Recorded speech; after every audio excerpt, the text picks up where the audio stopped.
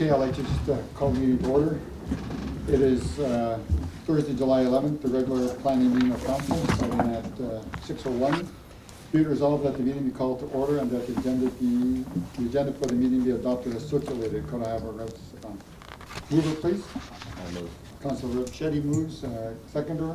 A second. Councilor Campbell seconds it. Any questions, comments? Hearing none, can I call for the vote? All in favor? Aye. Any objection? Hearing none, carried. We'll go down now to the planning meeting. We'll open it.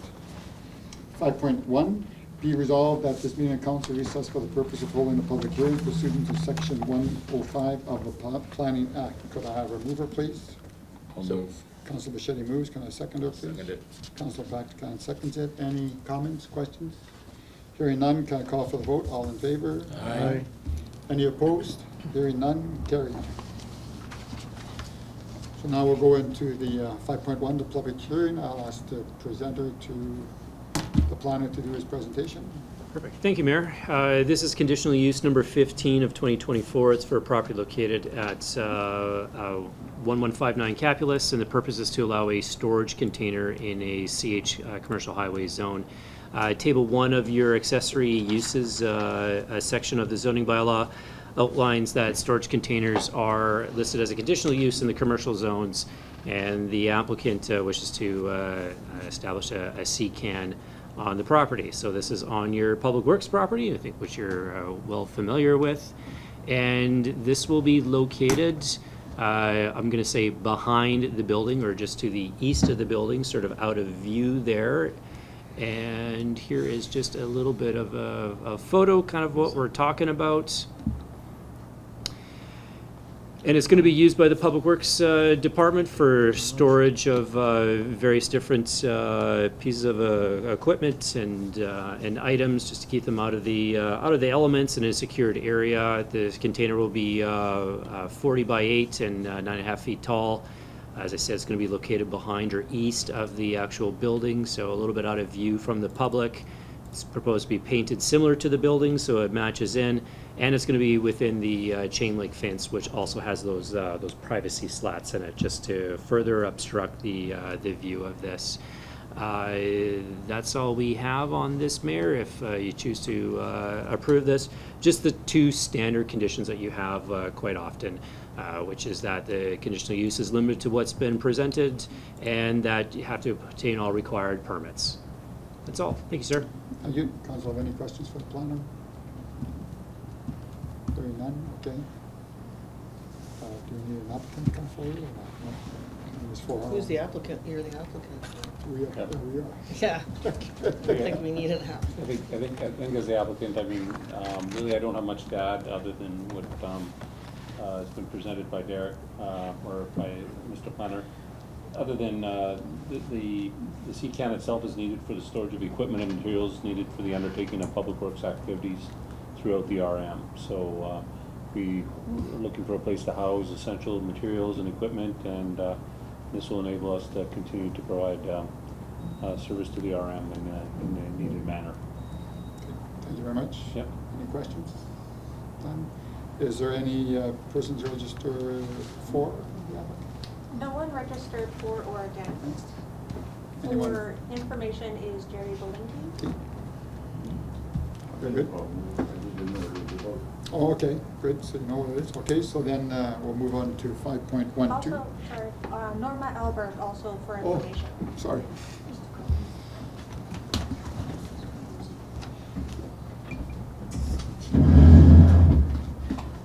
Norma Alberg, 312 Evelyn Avenue. Just a comment, I can see that this can get somewhat confusing, and clearly the CCANs will remain as a conditional use in this zone, and the RM has worked really hard over recent years to try to eliminate their use.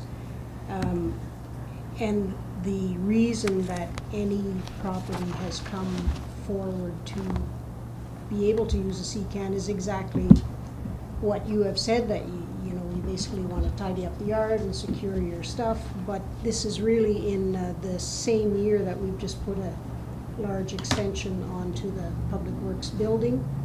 So was perhaps an opportunity for the RM to kind of lead and show that rather than bringing in a C-can, put up the building that's large enough to house the items that you have. And, you know, those discussions go on sometimes at length when other businesses come forward. So I think this is a bit of a missed opportunity where perhaps better planning with the building could have eliminated the need for a C-can to come in. Okay. That's now just an afterthought. Okay. Nice comment. Yep, go ahead. Just for some clarification, a C-can is way cheaper than trying to add a bigger addition to a building, and this is just more so for seasonal changeover, where you're storing lawnmowers in the winter and vice versa with winter equipment. So this is just like an exterior cold storage. So to turn around and put a building up to do that would probably be, I'm going to say 10 times the cost of a building. So But we did just build an extension onto our building. yes, for Yeah. equipment that we spec to, Yeah, you know, Yes. that needs to stay heated and yeah. not And for I just understand storage, that. so. And I think you've just given the argument for anyone else who wants to come forward for their C-can as well. They just want to tidy the yard and store some things and. That's why council did approve Yeah. that Yep. zone with one Yep. C-can. So. And you will be in the future as well. Just my And, comment. Thank you. I may add, we've had some theft, so we're trying to Yeah, prevent you'll also theft. be that as a reason. Okay, thank you very much. Any other? That's it? Okay, so now we'll just close the public hearing, 5.12. Be it resolved that council do hereby close the public hearing and resume the regular meeting of council. Could I have a mover, please? I'll move. Councilor Shetty moves. Can I have a seconder? I'll second. Councilor Kleiber seconds it. Any comments, questions? Hearing none, can I call for the vote? All in favor? Aye. Any opposed? Seeing none, carried. Now we'll read the resolution, 5.1.3, resolution of conditional use. Whereas the applicant has applied for conditional use 1524 to permit a storage container on a property located at 1159 Capitalist Drive in this commercial highway zone. And whereas under the provisions of the Planning Act, a public hearing has been held to hear representation for and or against the conditional use application. Now therefore be it resolved that the rural municipality of West St. Paul approves conditional use 15-24 under the following condition. This conditional use is limited to what has been presented in the application. Any further changes, replacements, or additions will require a new conditional use approval. Applicants, owners obtain all required permits from the Red River Planning District. The approval of a conditional use will expire and cease to have any effect if it is not acted upon within 12 months of the date of the decision. A board, council, or planning commission may extend the deadline under subsection 110.1 for an additional period of no longer than 12 months if an application is received before the initial deadline, and for a second period of no more than 12 months if the application is received before the expiry date. Could I have a mover, please? I'll move. Councilor Machete moves. Seconder, please. A second. Councilor Campbell seconds. Any comments, questions? Hearing none, call for the vote. All in favor? Aye. Any opposed? Seeing none, carried. We're down to 6.1, resolution subdivision S24053. Be it resolved that the council of the rural municipality. Okay. Can I read this? No? Okay, I'll just start with the plan. Thank you, Mr. Mayor. Thank This you. is subdivision application S243053. It's for another phase or an extension of the Meadowlands development. It's proposing 136 residential lots in the RS Service Residential Zone. There is no public hearing with this because public hearings in your zoning bylaw are only required when new roads are being opened, and there are no new roads. The original subdivision, just for anyone who's listening and may not recall, The original subdivision established the street layout design with a block plan, and then those blocks, which are of acres in size, then come back for further approval for splitting up into actual buildable lots. So something that's pretty common you see on multi-year developments that have, like, you know, a 20-year horizon kind of a thing. So here are the subject areas. I won't say properties because there's a number of different roll numbers here, but here are the subject areas. And then here is the subdivision layout showing the 136 lots that will be developed. These range in size from just over 5,000 square feet to just under 90 to sorry, actually they go up to 11,000 square feet. Those are some of those corner lots. I just have a typo up there. And range in width from 44 to about 64 feet in width there, 44 being the minimum requirements. This has been circulated to the government agencies as well as the municipality, and there are no major concerns. There's some pretty standard requirements for easements and licenses for drainage and updating the development and servicing agreement. One thing that we did note from the Planning Act, I'll just go back to the subdivision layout, is that you're not allowed to have dual frontage or through lots for roads, and the lots at the very north of this where the rear yard backs onto Press Road would be through lots. But that's being proposed to be taken care of through one of your conditions in the development agreement, just to prohibit any access to Press Road there. So we feel that that covers that off, and you're good with the Planning Act there. So should council wish to approve this, there are a number of conditions specifically in front of you. As I said, they relate to the development agreement or servicing agreement, easements for utilities, and different permits from and approvals from the province of Manitoba. Some fairly standard things here. That's all I have at this point, Mr. Mayor, unless you have some questions. Okay. Council, have any questions for the planner? Council Bishop? Yeah, thank you very much, Mr. Eno. So just a quick question, because the blocks are now being divided into buildable lots. Yeah. And the reason why it's here is it because it requires approval from council regarding the size of the lot? That's right. I'll say not just the size, but the layout of the lots too. Okay. Yeah. And I just noticed on block 9, lots 1 to 25 are greater than 60 feet. Is that correct? Just bear with me. Block 9 are all at least 62 feet wide, yes. Okay. Thank you. If you go... And the minimum is 44, and the maximum frontage could be 70 here. Could be whatever you want. We just have minimums, no maximums. So minimum being 44. If council wants more details on all the lots, the applicant's submission on page 14 of their submission, it looks like this. They provide some tables of each of the blocks and the widths and sizes there. So I'm probably going to ask a question of the applicant when they come up. They're not allowed to come up because there's no public hearing. But maybe I can try and field that. Okay, so I wanted to ask the applicant if they had an opportunity to come up. It doesn't sound like they have, but so I'll ask you then. If council wanted to provide some direction on the size of the frontage of this phase 3, could council do that? In terms of? Well, I just noticed that block 9, lots 1 to 25 are greater than 60 feet. Mm-hmm.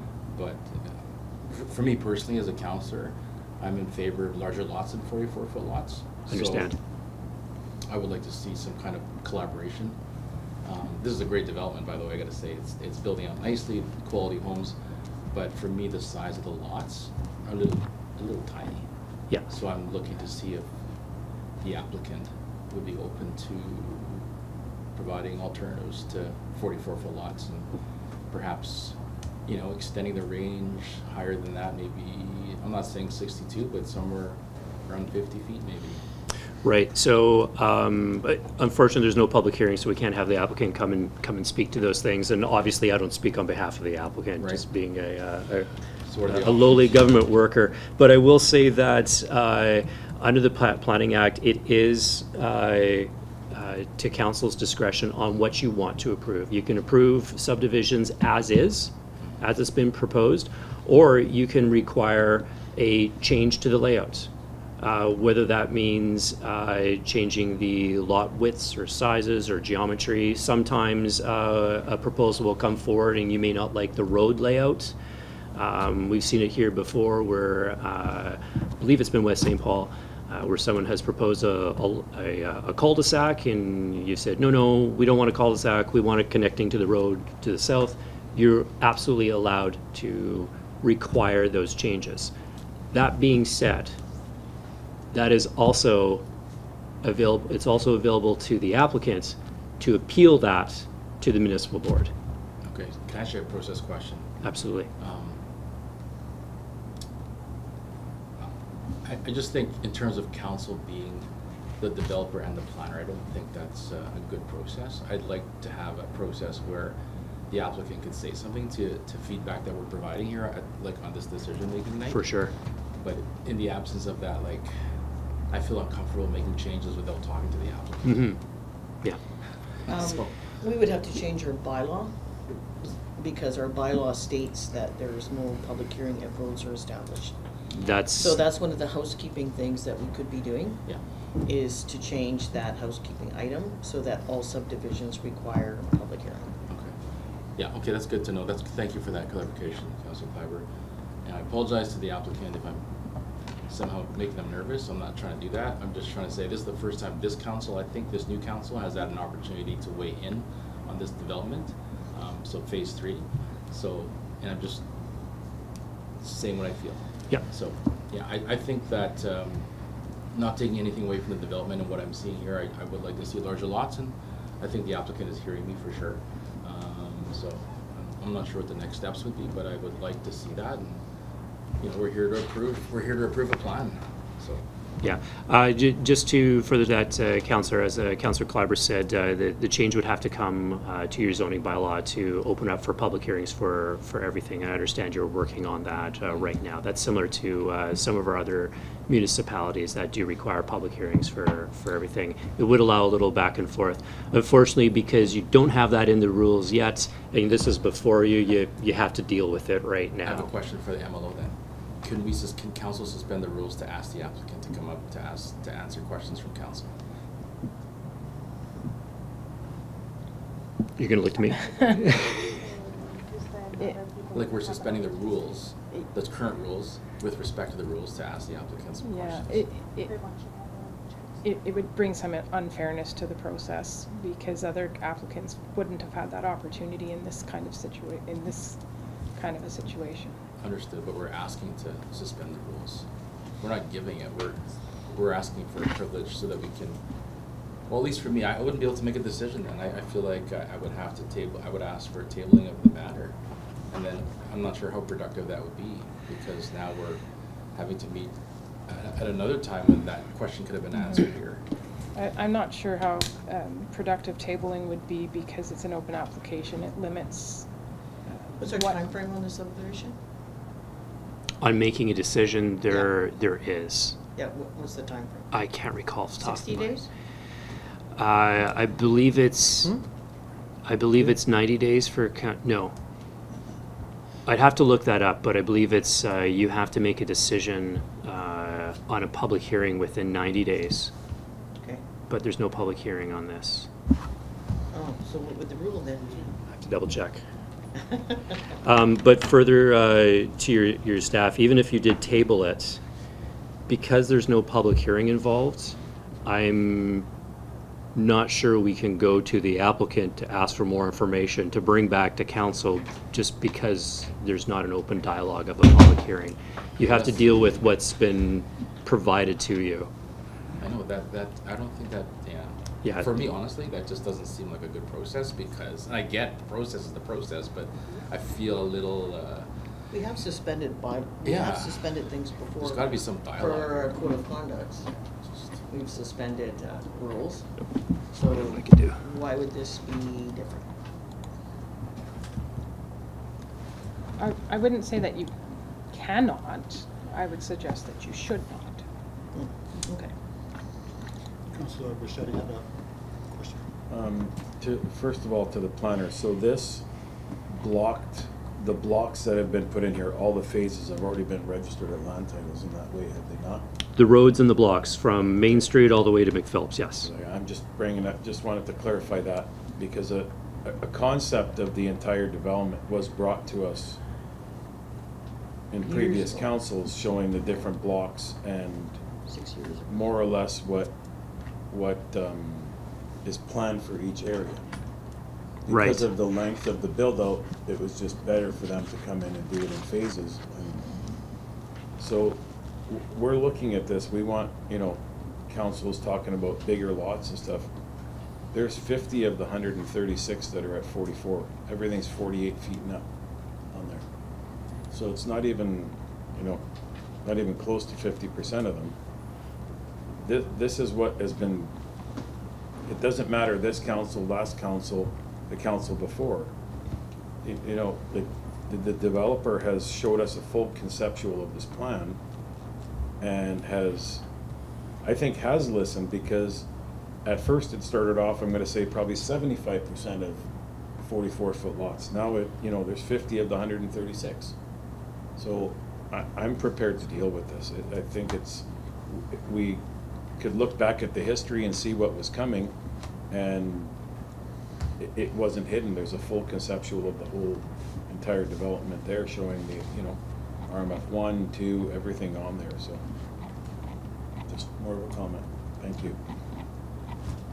Any other questions?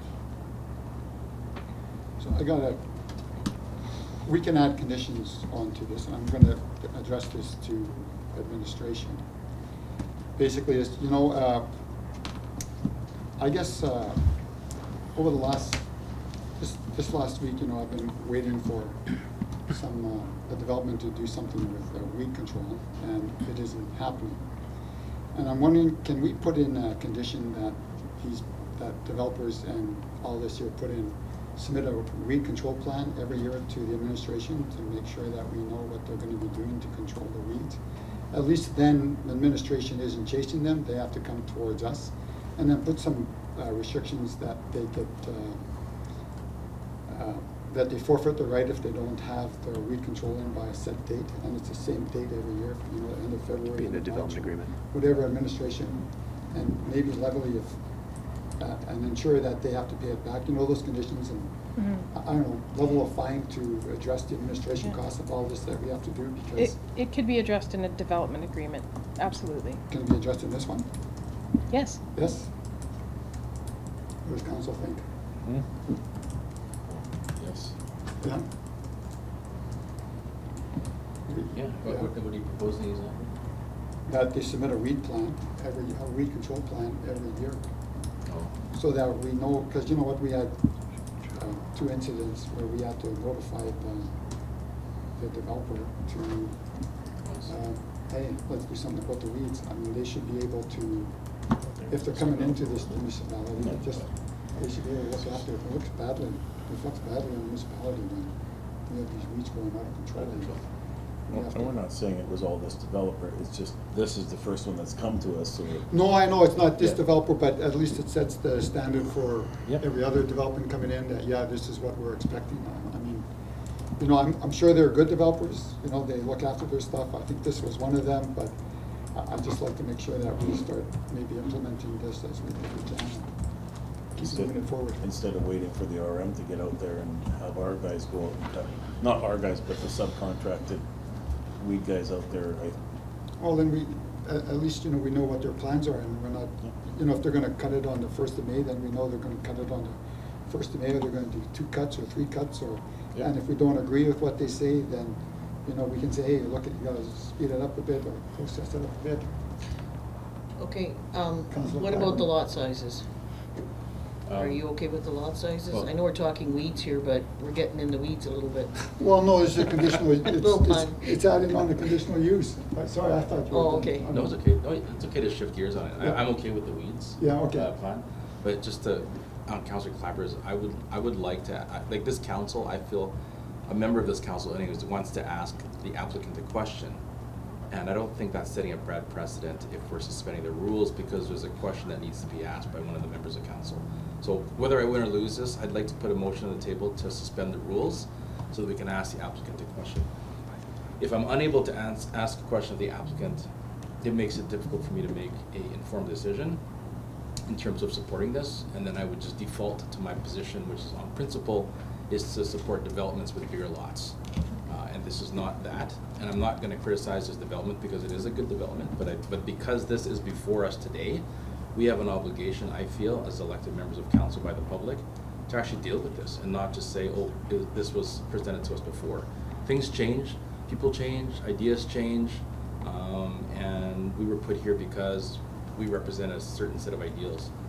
And for me, although this is a good development overall, there's a decision here today that's talking about the lot sizes, and that's, I'm drilling down to it, I'm gonna slice hairs, and we have an opportunity to deal with it. So I'd like to put a motion on the floor that for this council to vote on, that we suspend the rules so that we can ask the applicant questions. And it's not a precedent that we're doing for everything, it's just because there's a question that needs to be asked. So do we suspend the rules to ask the applicant a question, or do we suspend the rules for a public hearing? I'm strictly asking questions of the applicant, not for a public hearing. Okay. That's. I'll second your motion. Okay. Any comments, questions? Go ahead, Councilor Bichetti. I really don't have a problem with that, but the problem, I guess I do. The problem is that we're not allowing residents to ask questions of the developer. And that's, to be fair, like, that's going right into a public hearing again. So just for, you know, as we did in the previous one where it was the RM as an applicant, we're showing that, well, we have to follow the same rules as everybody else, but now we're asking that council gets to speak to the applicant, but residents don't get to come in to speak to the resident. So just more of a comment. Mayor? Go ahead, Yes, Councilor. I'm gonna ask the, I see your intent there, Mr. Eno. I'm gonna ask you a question, and maybe Pam can weigh in on this. Under the zoning, this is what we're talking about. We're talking about the zoning, or we're talking about the subdivision rules, as far as public hearing goes? Does it go to the subdivision rules in our zoning? If we want to suspend that particular piece and have a public hearing, we would have to advertise it so that all of the public would have an opportunity to come speak to it, correct? I couldn't answer that. I'm not as familiar with the Municipal Act Okay. as I am with the Planning Act. That's a Municipal Act Yeah. thing, suspending of your procedures. So I wouldn't want to answer either way because I don't want to mislead you. I'm just not sure. Okay. All right. Because I think if we, what we could do is table it. Hold on, let me help you. Yeah. Let me just build on your thoughts. So, just the way I see it is this: is that right now council does not have an opportunity to ask any questions of the applicant.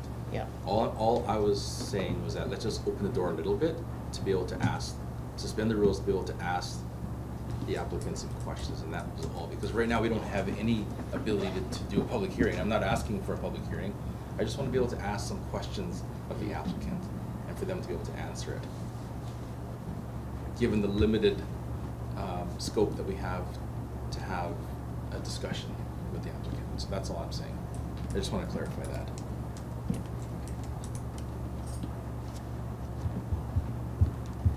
It's on the table. I guess we got to vote on it. Yep. Second. Can I call it for the question? All in favor? To suspend the Oh, rules. wait, To to suspend the rules, yes. Okay. Okay. All in favor? All in favor? Aye.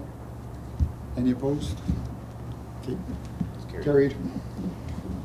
So we can ask the applicant some Yes, questions. the applicant can come forward. This is the part that I see that's on, they weren't prepared to come forward to speak about anything. That's okay. They can just say they have nothing to offer, and that's fine. Willing to speak, I just don't know if I'm offside or not. given the act, but if council wants me to speak, I can. So if you could just come up then. Yeah, please.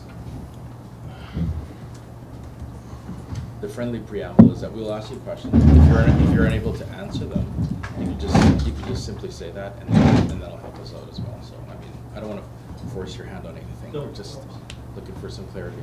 Yep. So the reason why I wanted to ask a question is, I see that there's some lots that are bigger, and I applaud you for that. I applaud the group, the developer, for the development. It's a great development. I see it coming up. I see the houses. I see people moving in. It looks great. Overall, happy. This is the first time that at least I've had a chance to come and look at this, have a say on it. And when I came to council, I came with the mandate from the people to look at larger lots. So it's not a criticism of the development, because it was before my time. But this particular phase 3, is coming before us. I was happy to see the 62-foot lots. And all I'm asking is, are you willing to collaborate and to look, perhaps take a second look and increase the lot sizes? I'm not telling you how much, but can you do that? Because right now, some of them are 44. When I was campaigning, people weren't in favor of that. It looked too much. It looked like out of character at West St. Paul. So if you're able to do something, I think that's a huge victory. And if you're not able to do anything, it is what it is. So, just maybe what I can do is just add some context, and then you can address the question at hand. So, the 60-foot lots that you see there, that was something that we did purposely, because the south side of Ross, that's Addis. Yeah. Obviously larger lots, so we want to be respectful of that change in dimension there. So it's really just an extension of what we did in the previous phases there. Now we're completing the balance of that street, same way that we did it in previous phases.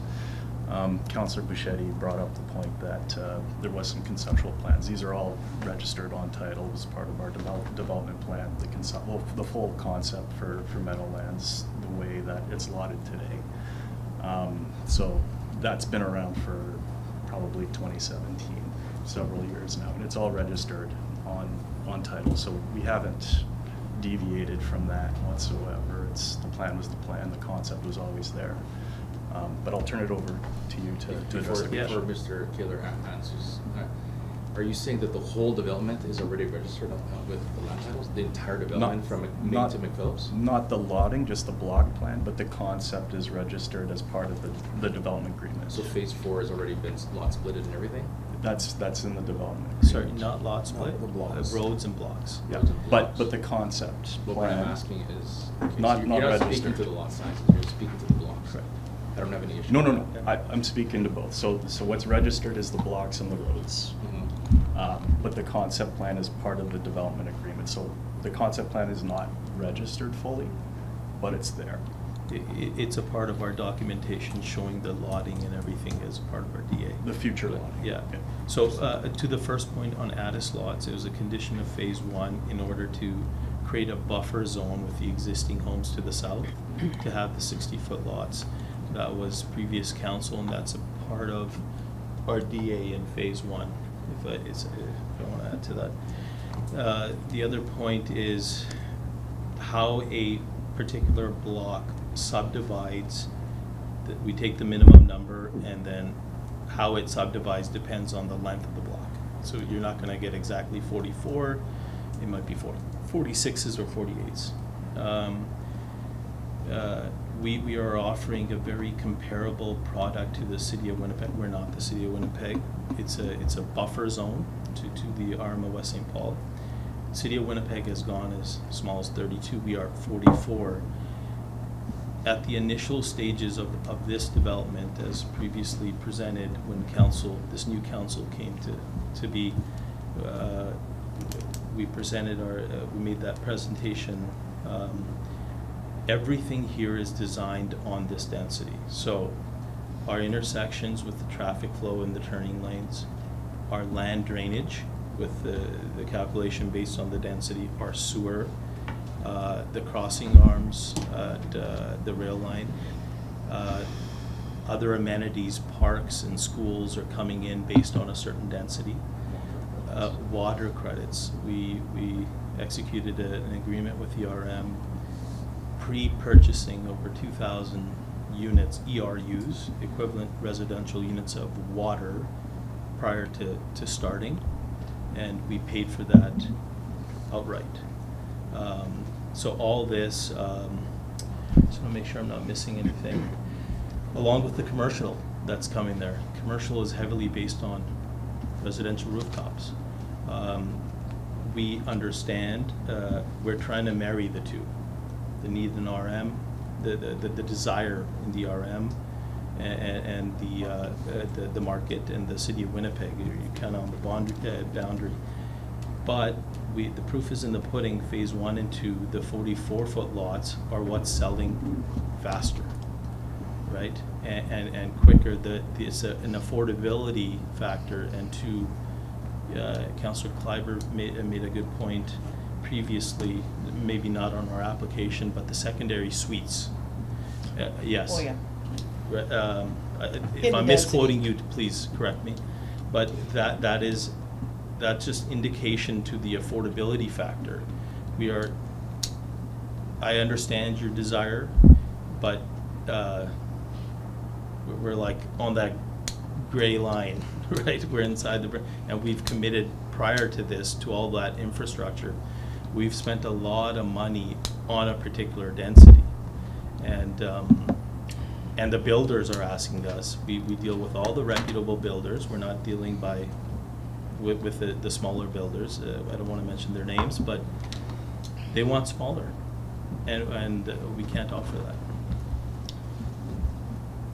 Okay, well, can I say something? Go ahead, Councillor. One last point to Councillor Shetty's point. The average of our lots is of 48 feet, right? And we need to create diversity in a community, and the parks you see coming along, you can't have those parks when you don't have the capital and the density to build out the parks or the schools, right? Or the commercial. So I think there's I see, people want larger lots, but there's just a little bit of compromise which has been made. I acknowledge that, and I'm not saying otherwise, just my opinion. Yeah. Sorry, Councillor Kleiber. Okay. Go ahead, Councillor. So I did talk about hidden density, but hidden density has no bearing on lot size.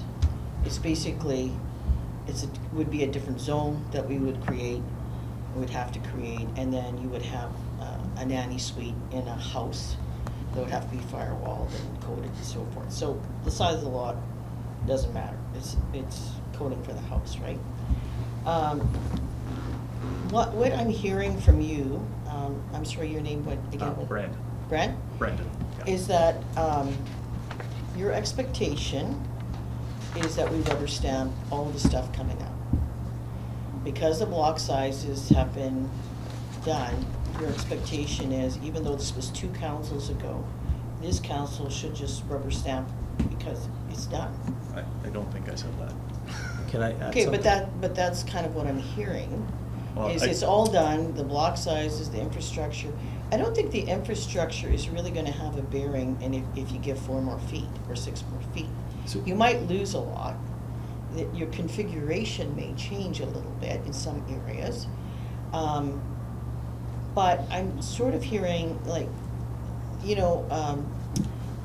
but council did this in the past, and so the expectation is that we're just here basically for you to pass this because it was done in the past. Different council, we have had all of this stuff go up now, and now we're getting the feedback. And the side yards changed. That's the other thing. When you did this conception, it was 8-foot side yards. It's now 4-foot side yards. So it's even a higher density. So that's my concern, is that if we make the lot a little bit bigger, I don't want these houses up against each other, because that's what we're seeing over in Parkview Point. So there's a bunch of different concerns about lot sizes and width. Depth, area, I don't necessarily have too much of a problem with that, because you've gone over 4,400 feet at least. Thank goodness, you've got a backyard. That's great. I don't think we're asking for monumental changes, just an adjustment. And I don't think you have to change the whole infrastructure. I don't think you have to change roads. I don't think you have to change any of that. We're just asking for an incremental change. And you might lose a lot doing that, I understand, but that's what we're asking for. If I may speak, I'm just speaking my side, my opinion. Size of lot, secondary suites, that speaks to, in my opinion, the affordability. And when you go to a larger lot, you have to increase the cost of the lot, and you have minimum side yard requirements, which results in a larger home and higher cost. And the affordability is just not there. To the rubber stamp, we're not asking council to just rubber stamp. It's a process that was committed to. We were asked to put our money on the line to commit to water units, to build an intersection to the density that is before you, to construct a land drainage pipe, sewer pipe, and the McPhillips Street intersection, which is our money based on a density that is before you here. That money was put forward, spent. Now, you may, on a given phase, if you go to 44 to 50, you may not see too much of a decrease, but we have 380 acres here. We're trying to create a sense of community here with the walkways and the parks. You see our parks. We've gone above and beyond. We put money back in the community to create that sense of community, and with the school coming on board. That is not attainable without the density that was committed to, and our money was asked to be put on the table, and we did. And we have that agreement with the 2,036 ERU units. You take us to 50 lots, we're not hitting that 2,000 units. Next, the 4 and 5 foot side yards. That doesn't increase density because you have a minimum 44 foot yard, 44 foot frontage. It just increases the width of the house, not the density. And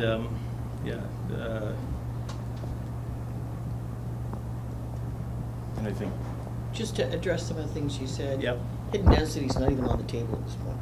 no, it's just No. it's an indication of the market that the affordability is jeopardized, right? When you go too large, you look at the young families, they're moving into the city of Winnipeg. Yeah, but we're not asking you to go to a large house. We're just asking you to increase the lot width. But it takes. What you put on, what the builders put on the lot is up to them. But then we increase the lot size for them, which results in an increased lot price. And now, the infrastructure, the funds that we have put forward for all this other stuff, the 2 intersections have been installed. We've adhered to every requirement of the RM, put the intersections in, done. Land drainage, sewer, water, it's done before. Pay us for the water beforehand, so we can construct the pipe extension and the reservoir. We delivered our check based on that density and block planned the entire thing. Yeah, I guess I'm having trouble understanding why you're kind of digging your heels in a little bit. And the reason I'm saying that is I can see that you haven't developed the rest of it.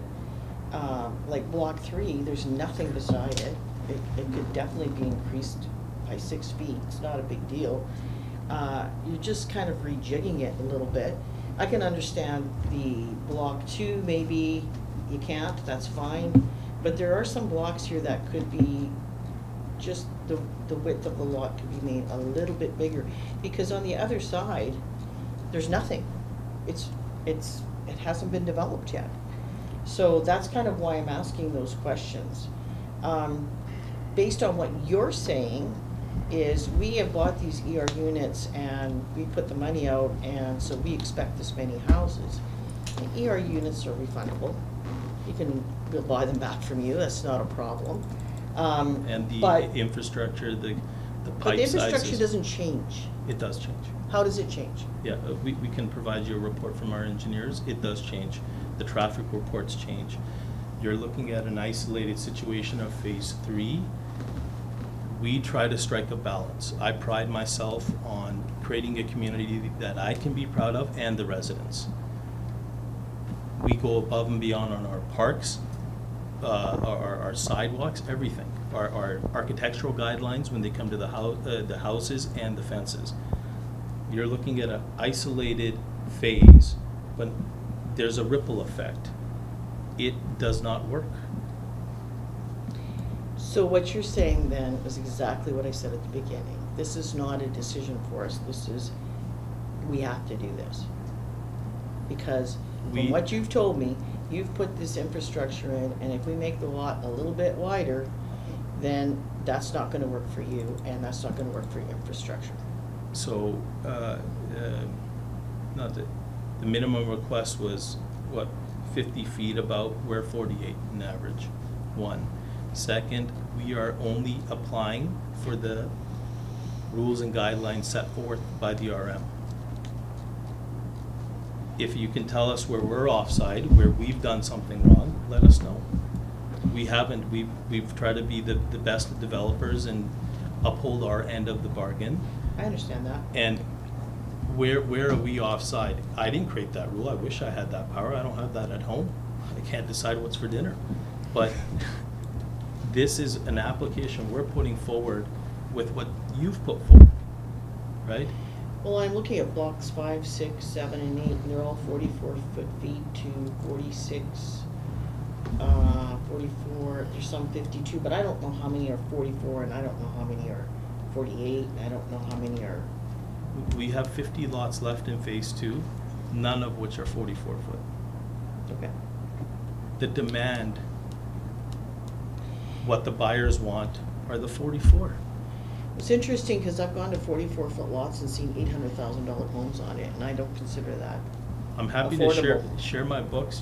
Happy to sit with my team. So what kind of houses are your builders building that are affordable? What are There's the a range. ranges? So a buyer may come to a builder and say, what lots do you have available? I want this. So there's a custom build, the spec builds. The builders work with a formula where they have the main ingredients, okay?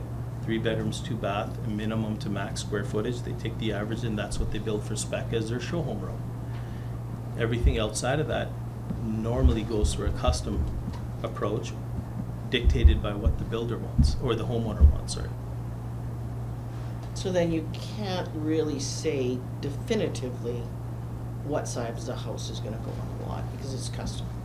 No, 44 foot has a max with the side yards and that. That's true. Yeah, so there is a max, of course.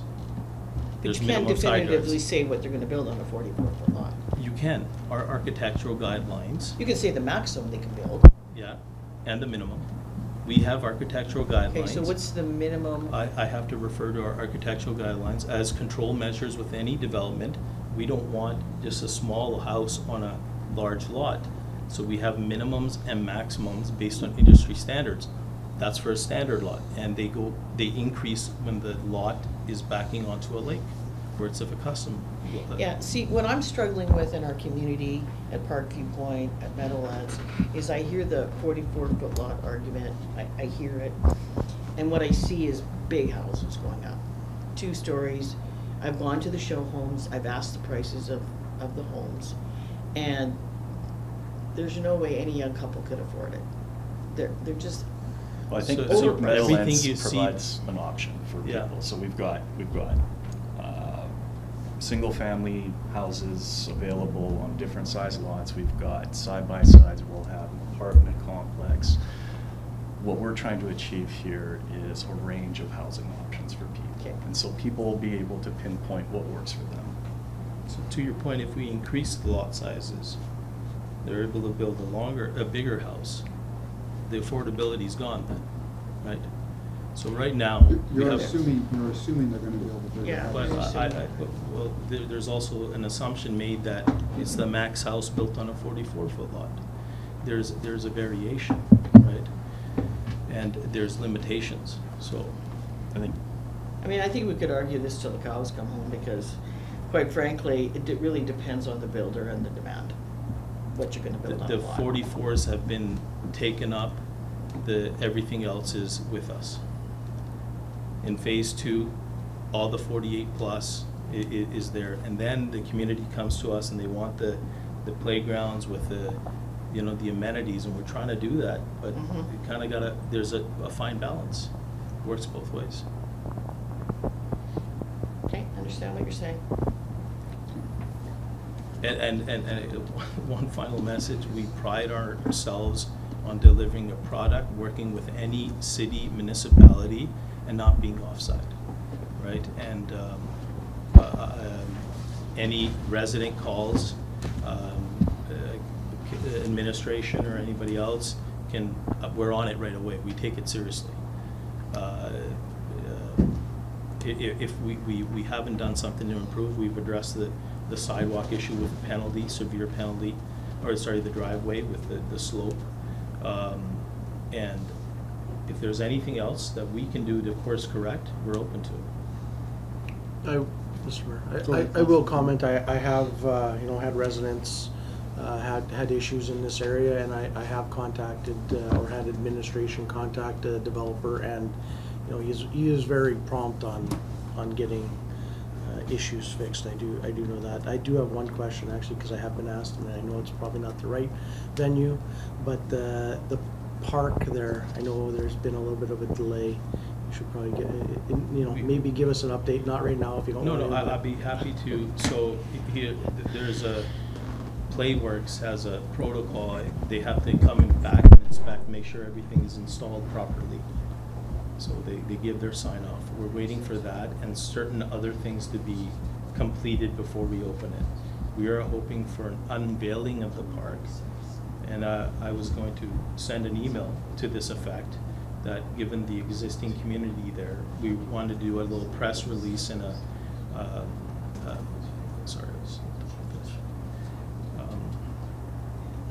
Good. Go. Yeah, sorry, I just wanted to say, Councillor Campbell asked about the parks. We want to ensure everything's done, and we get sign off from Playworks, that making sure that all the playground is fastened properly, it's safe. We're hoping for mid-August for the unveiling of the park, and we were hoping council joins us with the community, and we were gonna do a little refreshment, unveiling, ribbon cutting, to open the park, which includes a zip line, and it's an extension all the way to North Haven, mid-August. So I know administration reached out to us, residents' concerns about the parks. We want nothing more than to open that park up. But there's warranty issues, there's deficiencies that we have to address, and base for the park, which is just not safe for the kids yet.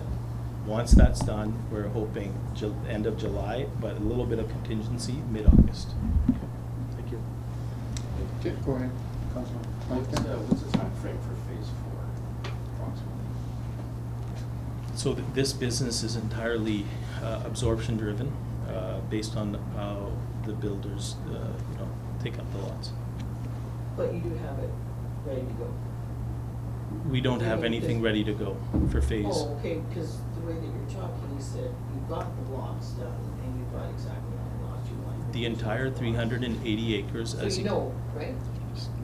You would know what you're putting in, right? But it's all driven by the market, so our timelines are sort of driven by absorption rates. So if we're not quite fully absorbed in our next phase, we're gonna hold off on the phase after that, so Right, but we you don't planned- know. But you planned it. Yes, we have planned. Block Yeah, planned, we yeah. know what you. I mean, Any You're project. telling me that you've got 2,036 DRUs. Yes. You plan on building 2,036 homes, correct? Correct. But you asked me the timeline on phase 4, I don't know. No, we're asking you, do you have like a layout for phase 4? Oh, yeah, it's in our development Yeah. agreement, yeah. So would you be open to looking at that and perhaps looking at what we're talking about? Yeah. Decreasing the size of the lots, or even, I don't know, you're just over 50% in terms of the 44-foot lots? Can you make a sort of a shift? So I can't commit to that. When we went into this, we did our calculation based on all the costs and the revenue. As a businessman, you gotta make sure it works. And we're definitely open to sitting down with council, as long as we listen to what the market wants. You know, there's a strong desire for bungalow townhomes now. We're getting calls constantly from buyers that are looking to retire out of their big homes, and they don't want yard maintenance, and they want a bungalow townhome. And that's a product we would love to sit down and talk. Maybe there's a compromise or some sort of situation. But we've never shied away from a conversation, and we're willing to talk about that, but it has to make sense. The equation has to work for both sides. I Yeah. appreciate what you're saying, you know, downsizing for seniors, but you're talking about 6 feet more of lawn.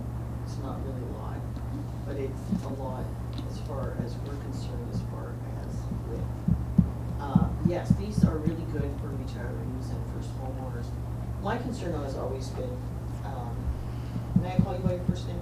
You can call me Jazz? whatever. Yeah, sure. My concern has always been, Jazz, that when I see the builders go up, it's never affordable. It's always way out of people's ranges, unless you're gonna have a couple of families in there paying off a mortgage. It's difficult. So it's, I would encourage your builders to build more bungalows, because we're not seeing hardly any of those. I'll tell you, the bungalow duplexes that we have by Gateway, completely sold out, gone. That's what seniors want. They want those bungalow duplexes, and it's a smaller yard. They're happy, they're okay with that. That is what it's down south too. I mean, I go down south too, and that's what I see, is bungalow duplexes, because seniors don't want stairs. They hate it, right? Your knees get rickety at one point or another. So I would encourage your builders, and I think that you are a person that listens, and you're taking it in, and you're really trying. I am. So, I would just encourage you and your builders to start thinking about affordability in terms of bungalows, because I have hardly seen any. And first house I moved into, bungalow. My son, bungalow, because it's affordable. When you start stacking, it goes up, right? It's supposed to be cheaper to stack, but none of the show homes I've been to are any less than like $500,000. And that's hard. That's hard for young people to get into a home. So, yeah. No, I appreciate those comments and the compliment.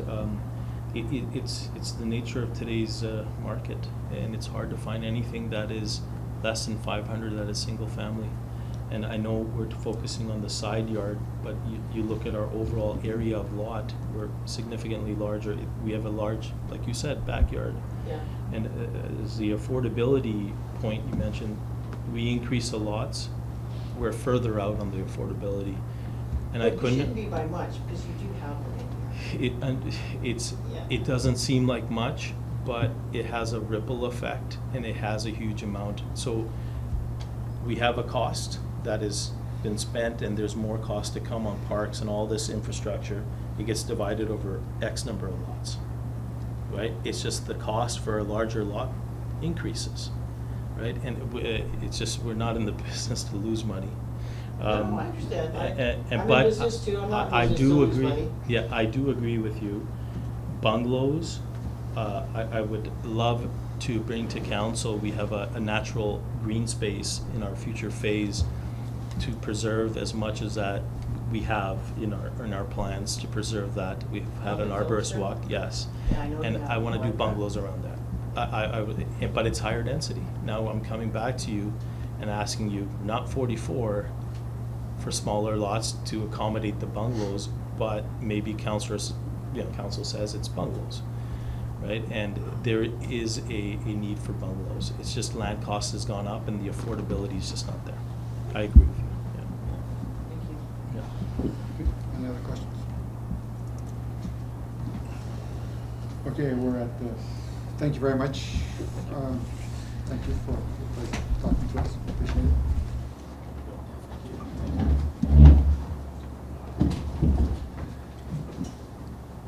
So we're at the vote. the resolution, but we've already had a second round. No, you haven't read it. Oh, we have to read the resolution? Okay.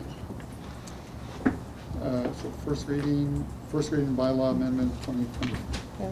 Item 6.1. 6 point.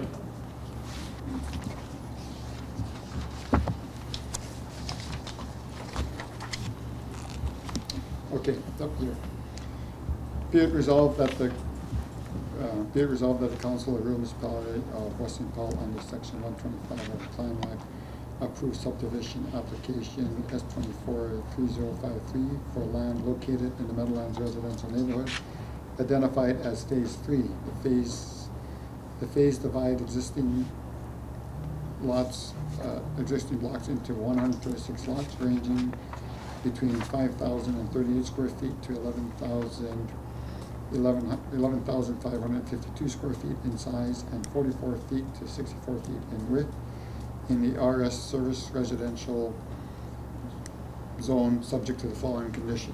Applicant owner submits confirmation in writing from the Chief Administrator of the municipality that A, taxes of the land be subdivided for the current year, plus any arrears have been paid for arrangements satisfactory to the council has been made. Payment of any applicable development levies have been made. And use servicing agreement to be entered into as outlined in the existing development agreement registered on titles to address but not limited to drainage, servicing infrastructure, street construction, or lot access, including prohibition of any access from pressed is not pressed unless a temporary construction access is agreed by the RM. Street lining, landscaping including fences, Canada Post location, signage addressing cost of works, and revised phasing. A digital plan of subdivision to be provided to the RM of Western Powell.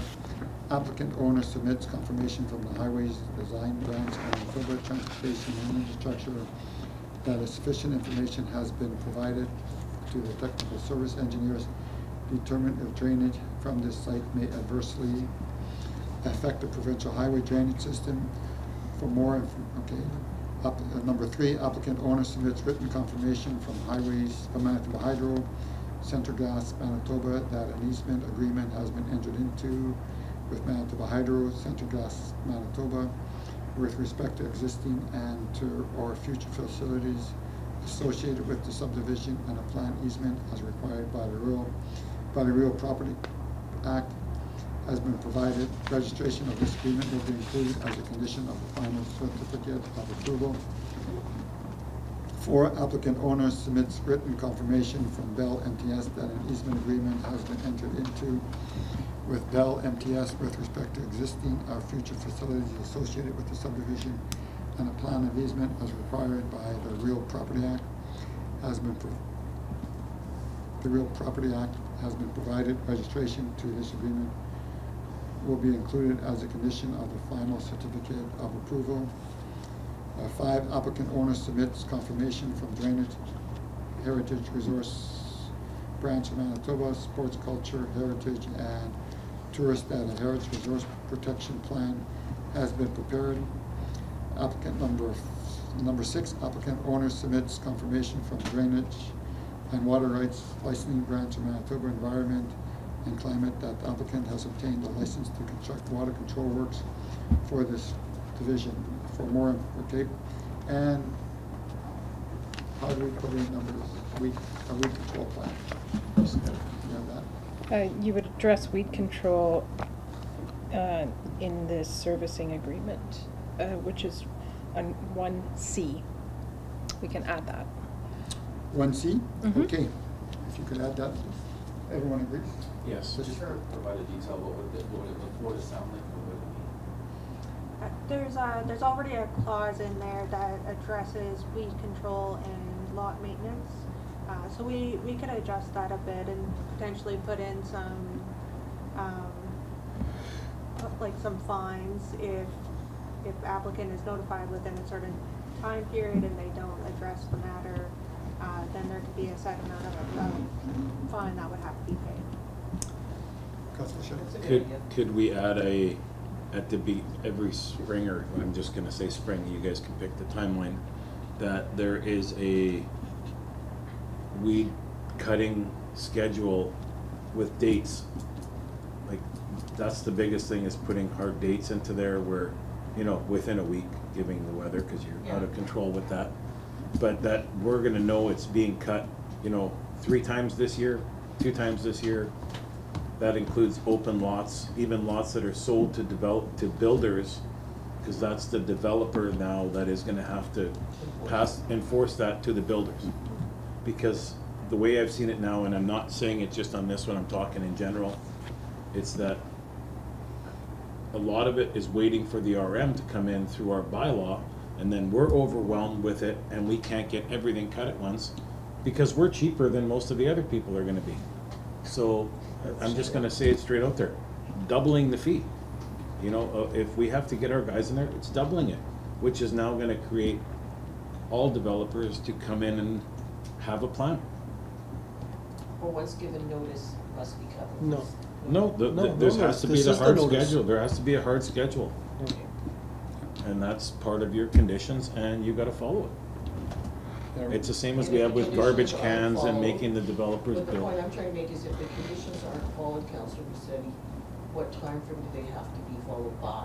I'm gonna say immediately. Immediately or within a time frame? Well, the time frame is that these are the dates that it's getting done. Okay. They have But if they timelines. don't, then what?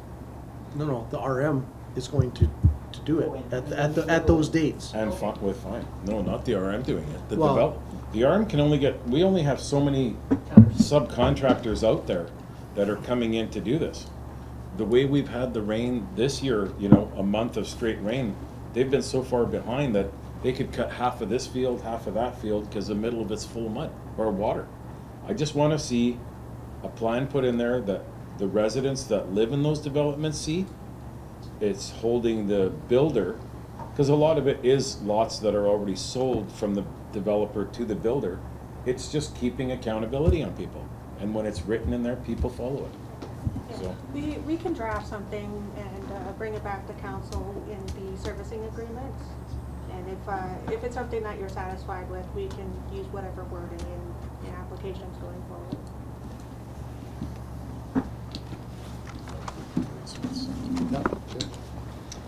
Okay, can I have a mover, please? I'll move. Councilor Shetty moves, can I have a second, please? Second. Councilor Campbell seconds it. Any comments, questions? Can I call for the vote on, go ahead. Yeah, thank you. First of all, I want to thank council for supporting the motions. This is going to really to allow us to have a dialogue with the applicant. That was extremely appreciated that we were able to hear some feedback. It certainly helped me a lot. On principle, this is a really good development. And I think I'm going to applaud the developer for doing an outstanding job. Phase 3, looking forward to seeing that development. I do appreciate the business case analysis that you shared with us. And at the same token, you heard my comments in terms of the mandate that I've received constituents, residents of Weston Hall, that they'd like to see bigger lots. This development is unique in the fact that it is protected by the Perimeter Highway to the north, McPhillips on the west, and Main Street, Highway number 9 on the east. So it is a bit of a unique neighborhood in that it is kind of a shoulder neighborhood between West St. Paul. It is West St. Paul, and then the rural West St. Paul. So I'm taking all that to consideration. I am prepared to support this, but I would like to put a challenge out to you to say for future phases, if you have time on your side, if there's a way that you can come up with a creative solution to increase the proportion of larger lots, then I think council would welcome that. I just want to put that out there for you. But I am willing to support this and wish you most success in terms of phase 3 and the absorption that it takes to move on to phase 4. Councilor Clymer? Yeah, I've never voted for a 44-foot lot, but I'm gonna make an exception today. Because, I feel the lot area width is good. There's only 48 out of 136, which is 35%. So you've incorporated other lot sizes, you've incorporated 60-foot lots, you've got at least 25 there. So although you have 48, you also have a variety of lots, and that's kind of what I've always been looking for. But I echo what my fellow counselor says. We were all, the three of us were for sure voted in because we don't like this tiny, small lot sizes. And we are reviewing our zoning bylaw right now. The side yards have become an issue, and I know when you started it, it was an 8-foot side yard. So now that we went down to 4, it's caused lots of problems for us, and we have to revisit that. But having said that, I'm gonna support this application because it's, you know, it's only 35% of this entire phase, and I'm okay with that. Okay. Any other comments? Can I call for the vote? All in favor? Aye. Any opposed? Okay, carried. We're down to 6.2.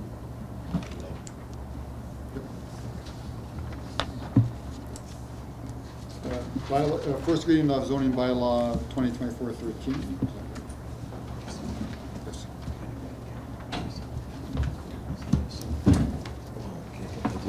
I didn't know where it was.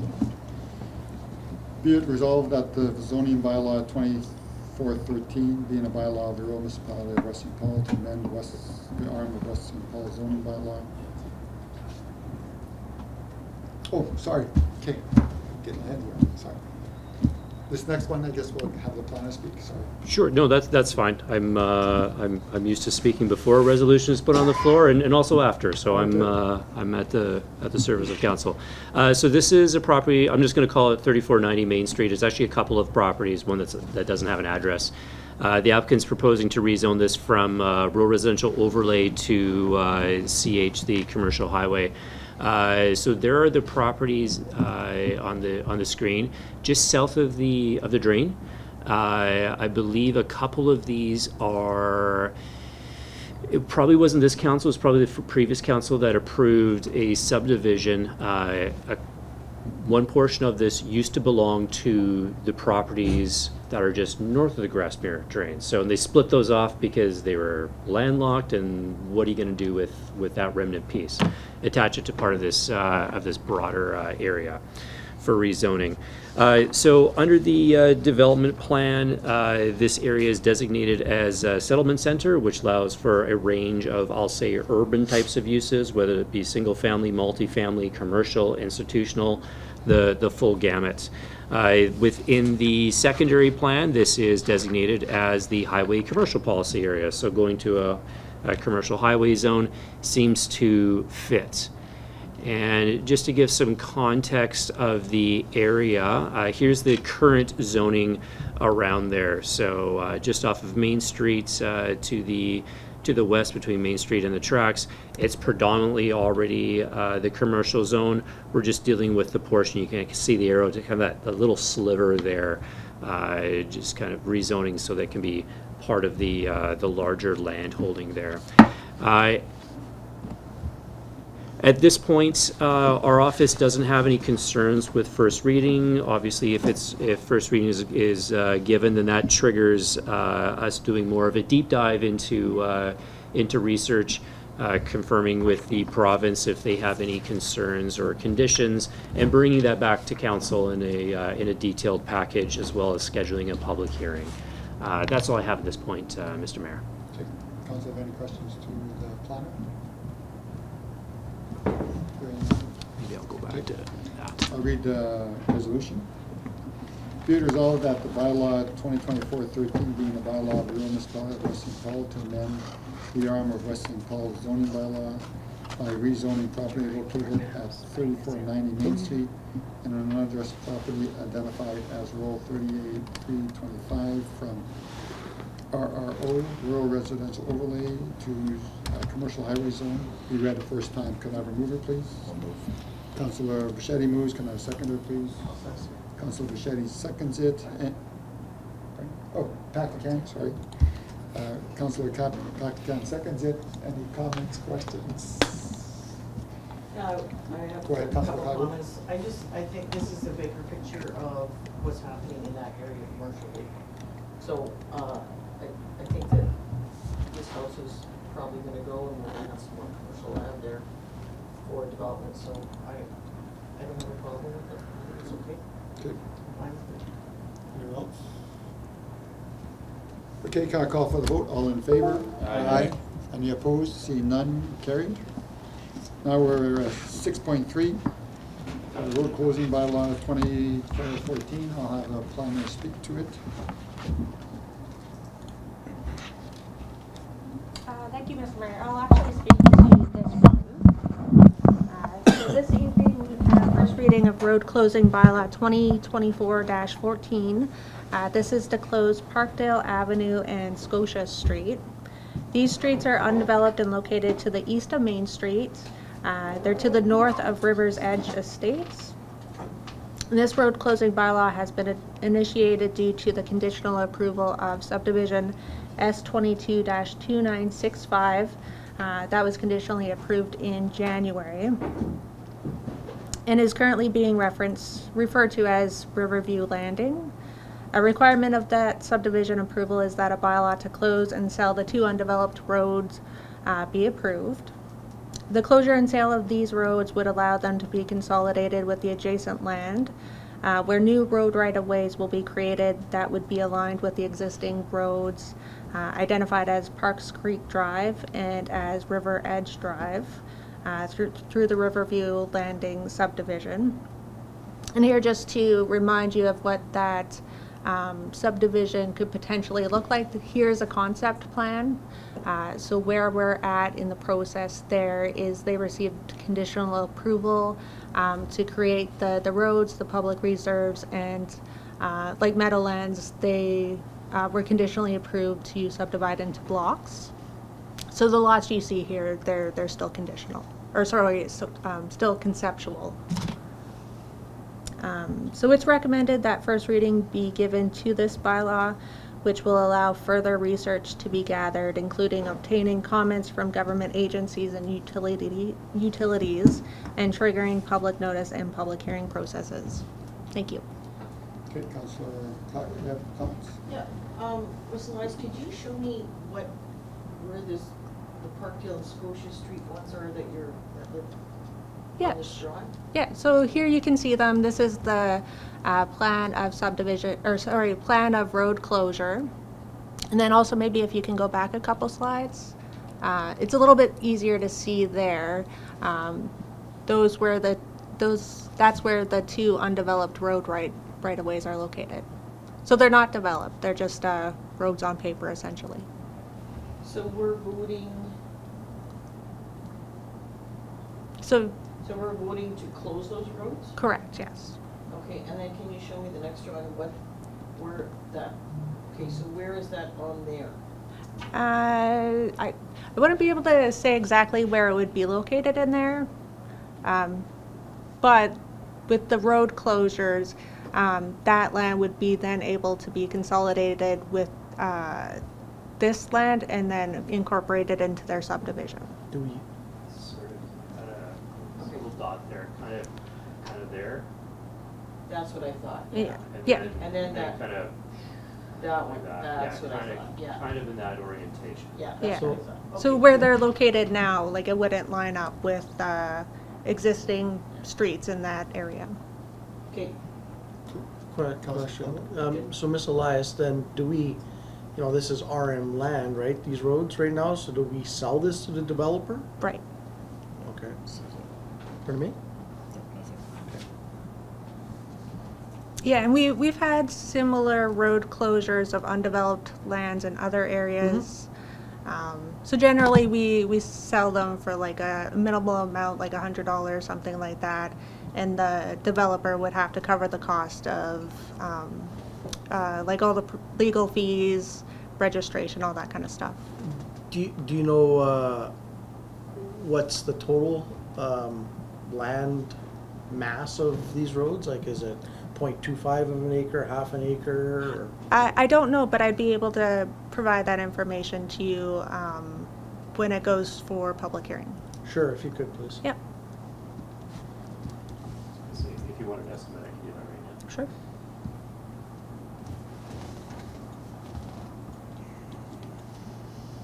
Okay.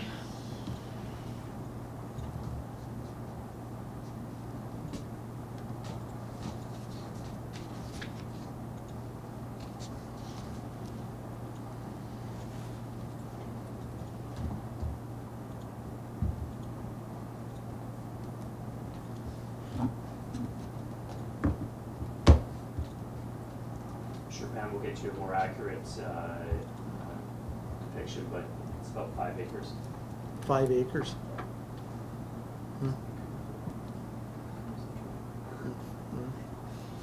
Okay, any other questions? No, okay, can I'll read the resolution. Be it resolved that the bylaw 2014, being a bylaw of the Rural Municipality of West St. Paul to close municipal roads referred to as Parkdale Avenue and Scotia Street and authorize the sale of land, be read at first time. Could I have a mover, please? I'll move. Councilor Bichetti moves. Can I have a seconder, please? A second. Councilor Campbell seconds it. Any other comments, questions? Hearing none, can I call for the vote? All in favor? Aye. Any opposed? Seeing none, carried. So at this point of the meeting, we have an in-camera session about planning, so we're going to go in camera to discuss that, so the planning staff doesn't have to wait till the end of the meeting. So it's going to be resolution number 18. Be it resolved that in accordance with section 152 of the Planning Act, council does not move in camera to discuss legal matters, and be it therefore resolved that in accordance with section 83(1)D of the Planning Act, any issues that are discussed are kept confidential until discussed at a regular meeting of council. Could I have a mover, please? So moved. Councilor Paxton moves, seconder. Councilor Bichetti seconds. Any comments, questions? Okay, hearing none, can I call for the vote? All in favor? Aye. Any opposed? Carried. Okay, so now we're in the point in camera. Okay, the rising report says 18.4 subdivision 22-2946. Whereas the council decision on a subdivision application under section 125(3) of the Planning Act is final and council may not reverse it notwithstanding the Municipal Act.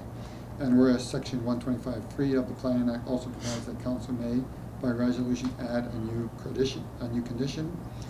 Now therefore be it resolved that the council of the Rural Municipality of West St. Paul approve amending resolution 2022-236, which approves subdivision S22-2946 for unaddressed land located on Grassmere Road, identified as roll 417550 by adding the following condition. The application owner amend the plan of subdivision by reducing the number of lots from 19 to 50 while maintaining the already approved roadway layout and lot orientation to the satisfactory of the municipality. Could I have a mover, please? So moved. Councilor Clyburn moves. Councilor Bichetti seconds. Any comments, questions? Call for vote. All in favor? Aye. Any opposed? Seeing none, carried. Takes us now down to 7.1, regular meeting of August 26th. Be it resolved that the minutes of the regular meeting of council held on June 27th, 2024 be approved. Can I have a mover, please? Aye. Councilor Paxton Campbell moves it.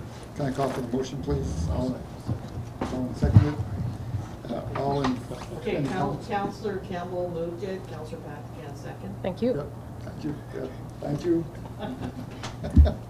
Good night, Pat. Can I call, any comments, questions? Hearing none, okay. Call for the vote, all in favor? Aye. Any opposed? Seeing none, carried. Go down to 8, 9, nothing at 8. Oh, accounts. 10.1, accounts received. Does council have any I have a question questions? there. Yeah, go ahead. There, on the visa statement, it says May 24 visa accounts 21,000. What does that mean?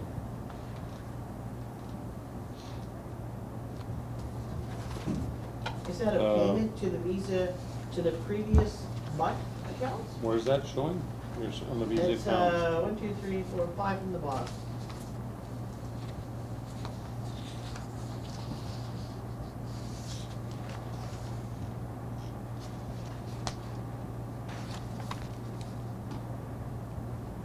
I'll have to Yeah, follow it up on that. seems to me that it's a payment, Yeah, to you should- previous expenses. If that's the case, it should be on this report, because it's just a payment. You've already approved those expenses, or you've already shown us those expenses, so Yeah. it's sort of redundant, but maybe you could check that and Yeah. just see what exactly I will follow they up were doing and that- they were doing there. advise council. Yeah, no problem, thank you. Any other comments, questions? I have one here. I guess it's more of a curiosity. It's Cummins Small Engine Services, it's also in the Visa report. And I guess, like, how many trimmers are they buying this year? They seem to buy, I've seen quite a few come through. What's that? Trimmers, I would think they were like weed whackers, like, Oh, okay. I don't know, like, do we buy new ones every year, or, that's the question. If we could just look into that, just to make sure. Yeah, I can find out. It says parts, Are they trimmers, disappearing? and otherwise. But what I can do is I can follow up on that one too, Mr. Mayor. Well, it could be true, but it's just that there's a lot. I've seen it from different vendors. This one was from Cummins Small Engine Service. Maybe it's repairing them, I don't know. Eco trimmers, too, parts, chainsaw. Anything else? Okay. Go down to number 11, payroll statements. No one have any questions on that? Not at all. None? Okay. It should be very cheap. Okay, be it, okay, I'll call the resolution, be it resolved that the payroll for the month of May as follows be approved and presented. Can I have a mover, please? So moved, Mr. Mayor. Councilor Pat moves. Can I have a seconder, please? Yeah. Councilor Bichetti seconds it. Okay, no comments, questions. Can I call for the vote? All in favor? Aye. Any opposed? Seeing none, carried. We're down to 12.1, financial statements for the period ending May 31st. Be it resolved that the Council of the Municipality of West St. Paul approve the financial statements for the period ending May 31st, 2024. Could I have a mover, please? So moved, Mr. Mayor. Councilor Pat moves. Can I have a seconder, please? Councilor Bichetti seconds it. Any comments, questions? Hearing none. Okay, call for the vote. All in favor? Aye. Any opposed? Seeing none, carried. Mr. Mayor, can I just ask a question? Why do we have a resolution for correspondence? Is there a reason why we do that? No, We're we have not a- there yet. We're still in the, we gotta go to 13. Oh, sorry. Yeah, that's right. Okay, there's the CEO's report. Could I have, anyone have any questions, comments? Yeah, we'll pick it up. Oh, you're right. Be it resolved that Council for the Municipality of West St. Paul accept the CEO's report as information. Could I have a mover, please? So moved. Councilor Pat moves. Can I have a seconder, please? Councilor Bichetti seconds it. Go ahead, Councilor Campbell, Pat. Yeah, thank you very much, Mr. Mayor. As usual, the report is good from the CAO. I just wanted to put on the table for council's consideration with regards to the, I was reading the report, there's a lot of information contained within the, in all areas, but in particular the infrastructure and public works contains a lot of information, good information, and has impacts on service levels. I wanted to put on the table for future consideration, perhaps establishing a committee of this, consisting of at least 3 councillors, and it's open to all of council to attend, to provide some, in our opportunity to ask questions of infrastructure and public works on a monthly basis, or it could even be on a bi-monthly basis. You know, just with respect to things like snow clearing and roads, and grass cutting, RFSs, or like 48, there's a lot of RFSs in the system relative to public works, and I think it's just an opportunity. It would be a good opportunity for council to have some oversight, have a say, and an opportunity to ask questions. So that's just something I wanted to put out there as a comment. Not looking for any decisions or making motions, but just opening up for discussion.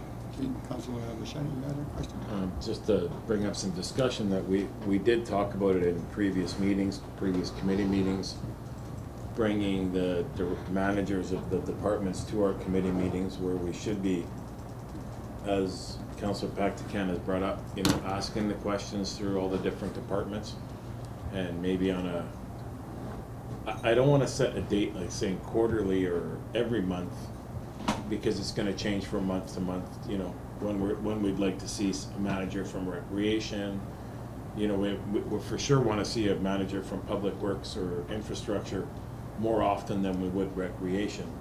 But I would just like to start, you know, having managers, some managers come to our committee of the whole, because, you know, starting a new committee, well, this council works as a committee of a whole, so it's just having it open right there so we can ask the questions during our committee meetings where we should be asking them. Yeah, so just on that, I'd like Councilor Bichetti's comments on that, and maybe we could alternate 1 month it could be recreation and something, and then another month it could be public works. But there's enough I think here, but I personally with public works that it impacts service and constituents firsthand. That I think is important, and at least we have an opportunity for those leadership to come here and to receive some questions, receive some feedback, and to provide some clarity or answers. Yeah, I agree, and I think also we should have bylaw enforcement in here too. Like we should have Terry in here and be able to ask some questions about some of the bylaw enforcement that's going on. We might want to do that in camera. I don't know, because it involves people, property. But we have never had, I think once we've had our bylaw officer in all the time I've been on council. So once, right? Yeah. So it would be nice to have him come in here and kind of say, okay, you know, what's happening here, what's happening there. So I would like to see that as well. And I like the suggestions that are being made. The other one that we were talking about, and maybe we can think about it, is finance committee. All departments. And looking at, I don't know if we want to put all the weight on the mayor for always having to review everything, but if we can have a group of us, or maybe even the mayor and somebody else kind of review those things, so not all the work is put on him. And we can look at some of those things as well. I don't know if that's done on other councils, so it might be something to look at. I do like Councilor Bichetti's comment, like this council acts as a committee of the whole, and we're small enough that we can do that, so I think that should be the framework. Okay. The only reason I say that is we're so different from, you know, different from one area to another in West St. Paul. I'm getting different calls than Councilor Pactacan than you would be getting, so it's just, that would be our way to, if we're looking at changes, make them fit all the different areas. So. Yeah. Okay. I don't know if there's the CA you want to say. Yeah, Talk about the reports. yeah, I think what we've done is, in preparing these reports, we tried to provide sort of as thorough an outline of activities as possible. Certainly, we could bring in on a sort of a monthly basis a department head at a time if we want to rotate them through. Realistically, that would, you know, we would do, you know, if we could start with one and then work our way through. What's council's thinking? When would they have interest in beginning this? Can I just say on the public works file, because it impacts, it should be at least quarterly, because that's a heavy file, and there's a lot of moving winter, spring, summer, just something happening in every season. So Mhm. I'd like to see more of that. So maybe we could double up. Why don't I put together a proposed schedule and bring it forward to a committee of the whole in August for consideration? And how does that work?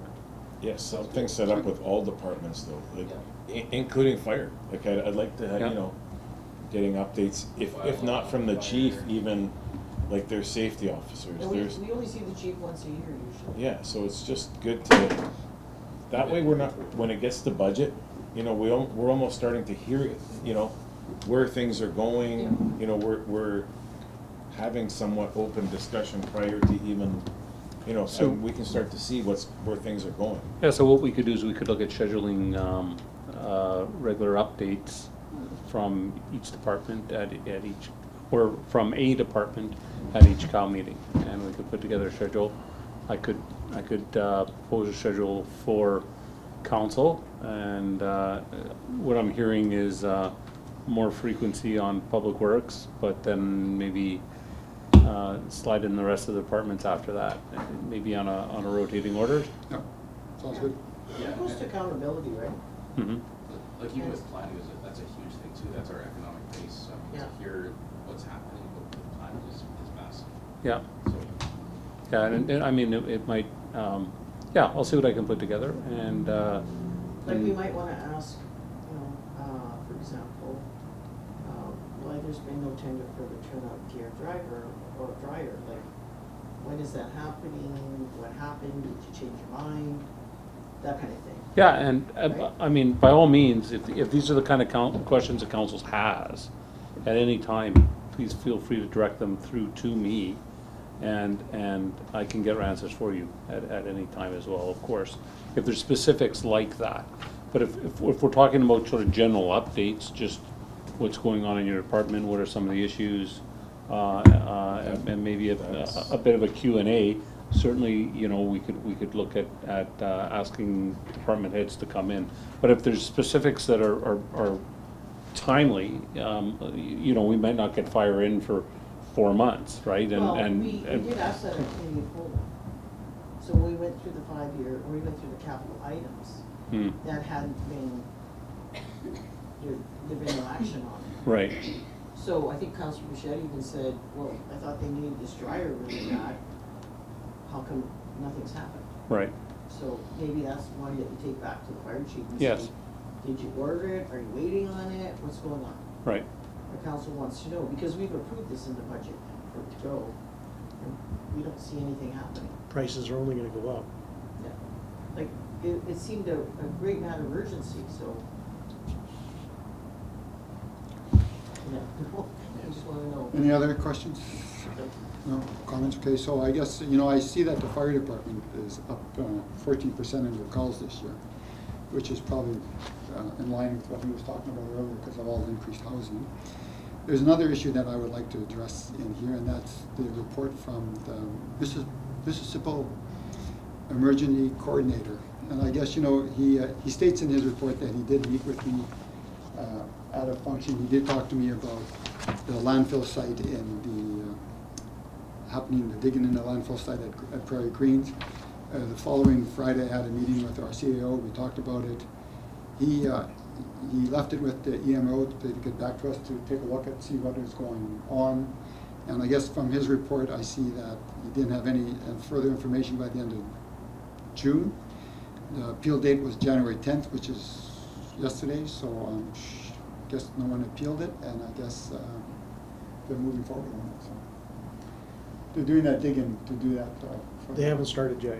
Yeah, so No, I don't know if the CAO wants to add some more comments to it, but No, we had reached out to EMO to hear whether or not there were any concerns or any issues coming through Yeah. from them, and we didn't receive anything. No? Well, we received a response, but they didn't have any, they had no reports of any issues of, to notify of, yeah, everything is safe from what they're, okay. from what they're saying. Yes, okay, thank you. So what is the proximity to St. Paul residents, the digging? Well, Within a couple Couple kilometers, miles? within a couple kilometers, yeah. Couple Right. kilometers. Yeah, that Conbriar Yeah. to the dump is. I would say it's a kilometer. Yeah, Yeah. That's very Yeah. close. yeah. I have a question. So if, once the work commences at the landfill and there's a noticeable, yeah, something's happening, would the province be able to pivot and adjust and or stop to see what's going on? Is there provision for that? Or is it just keep on working and it doesn't matter? We haven't received any feedback in that regard. Do you really think it's the odor though, or is it? No, it was like the ionization of Well, materials, right? well, yes, there's asbestos particles in that landfill, like there's everything in that landfill. You get the westerly winds, like it's, sorry, I'm just talking. Are we able to get a presentation from provincial EMO with regards to, you know, some of the concerns we may have, because we're so close, the residents are so close, and there's a northwest prevailing wind constantly. I'd like to know if there is an issue, what are the mitigation strategies? Are they gonna stop? Okay. Are they gonna do mitigation? What's gonna happen? Okay. Were you aware of, if I may ask you, were you aware of the July 10th date deadline? No. I don't recall that you reported to us. That there was a July 10th deadline. You know, had council known, there would have been a broader discussion. Why would the AMO relate that to you?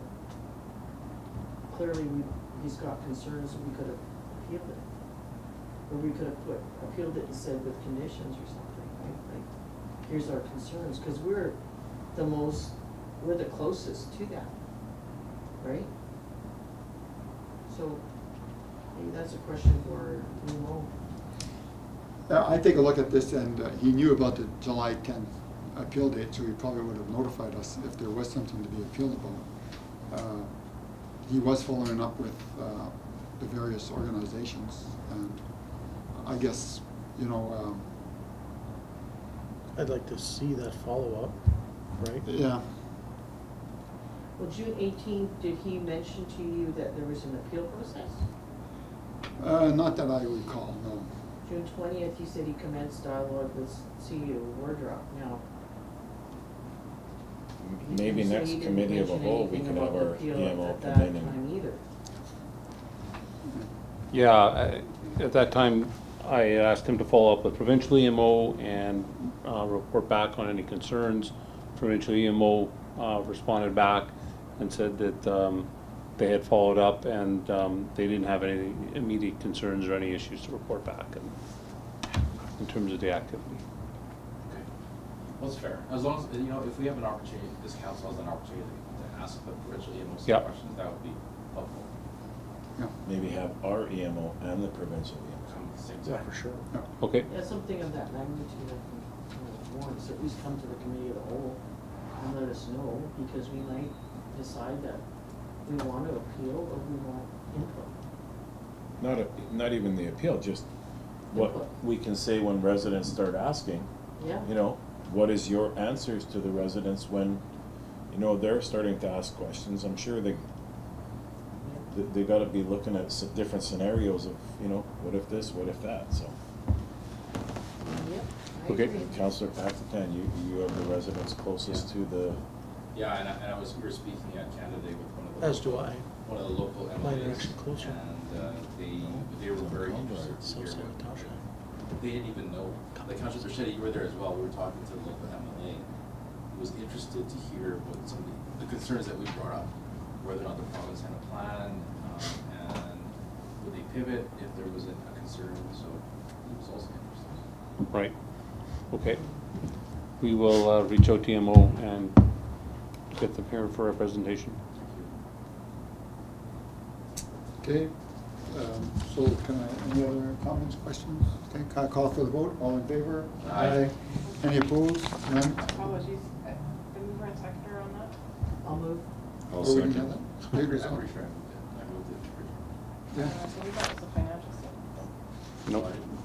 Can you write that down? I'm sorry. Okay, I'll read it If he again. moves, I second. Be it resolved that the council of the rural municipality accept the CEO's report for information. Can I have a mover, please? So moved. Councilor Pat Plan moves, Second. Councilor Piper seconds it. Any comments, questions? Hearing none, call for the vote. All in favor? Aye. Any opposed? Hearing none, carried. Down to 4.1, miscellaneous correspondence for the month of June. Be it resolved that the Council of the Rural Municipality of West St. Paul accept miscellaneous correspondence for the month of June as information. Can I have a mover, please? Councilor Pack moves. Can I have a seconded? Councilor Clyburn. But now I have a question. Go ahead, you have a question. Why are we doing a resolution on correspondence when we don't do a resolution on payments? I would think the payments would be much more important to approve than miscellaneous correspondence comes in. Because the correspondence we're getting is newsletters, an annual report, a training calendar. Like, it doesn't seem to me to warrant a resolution.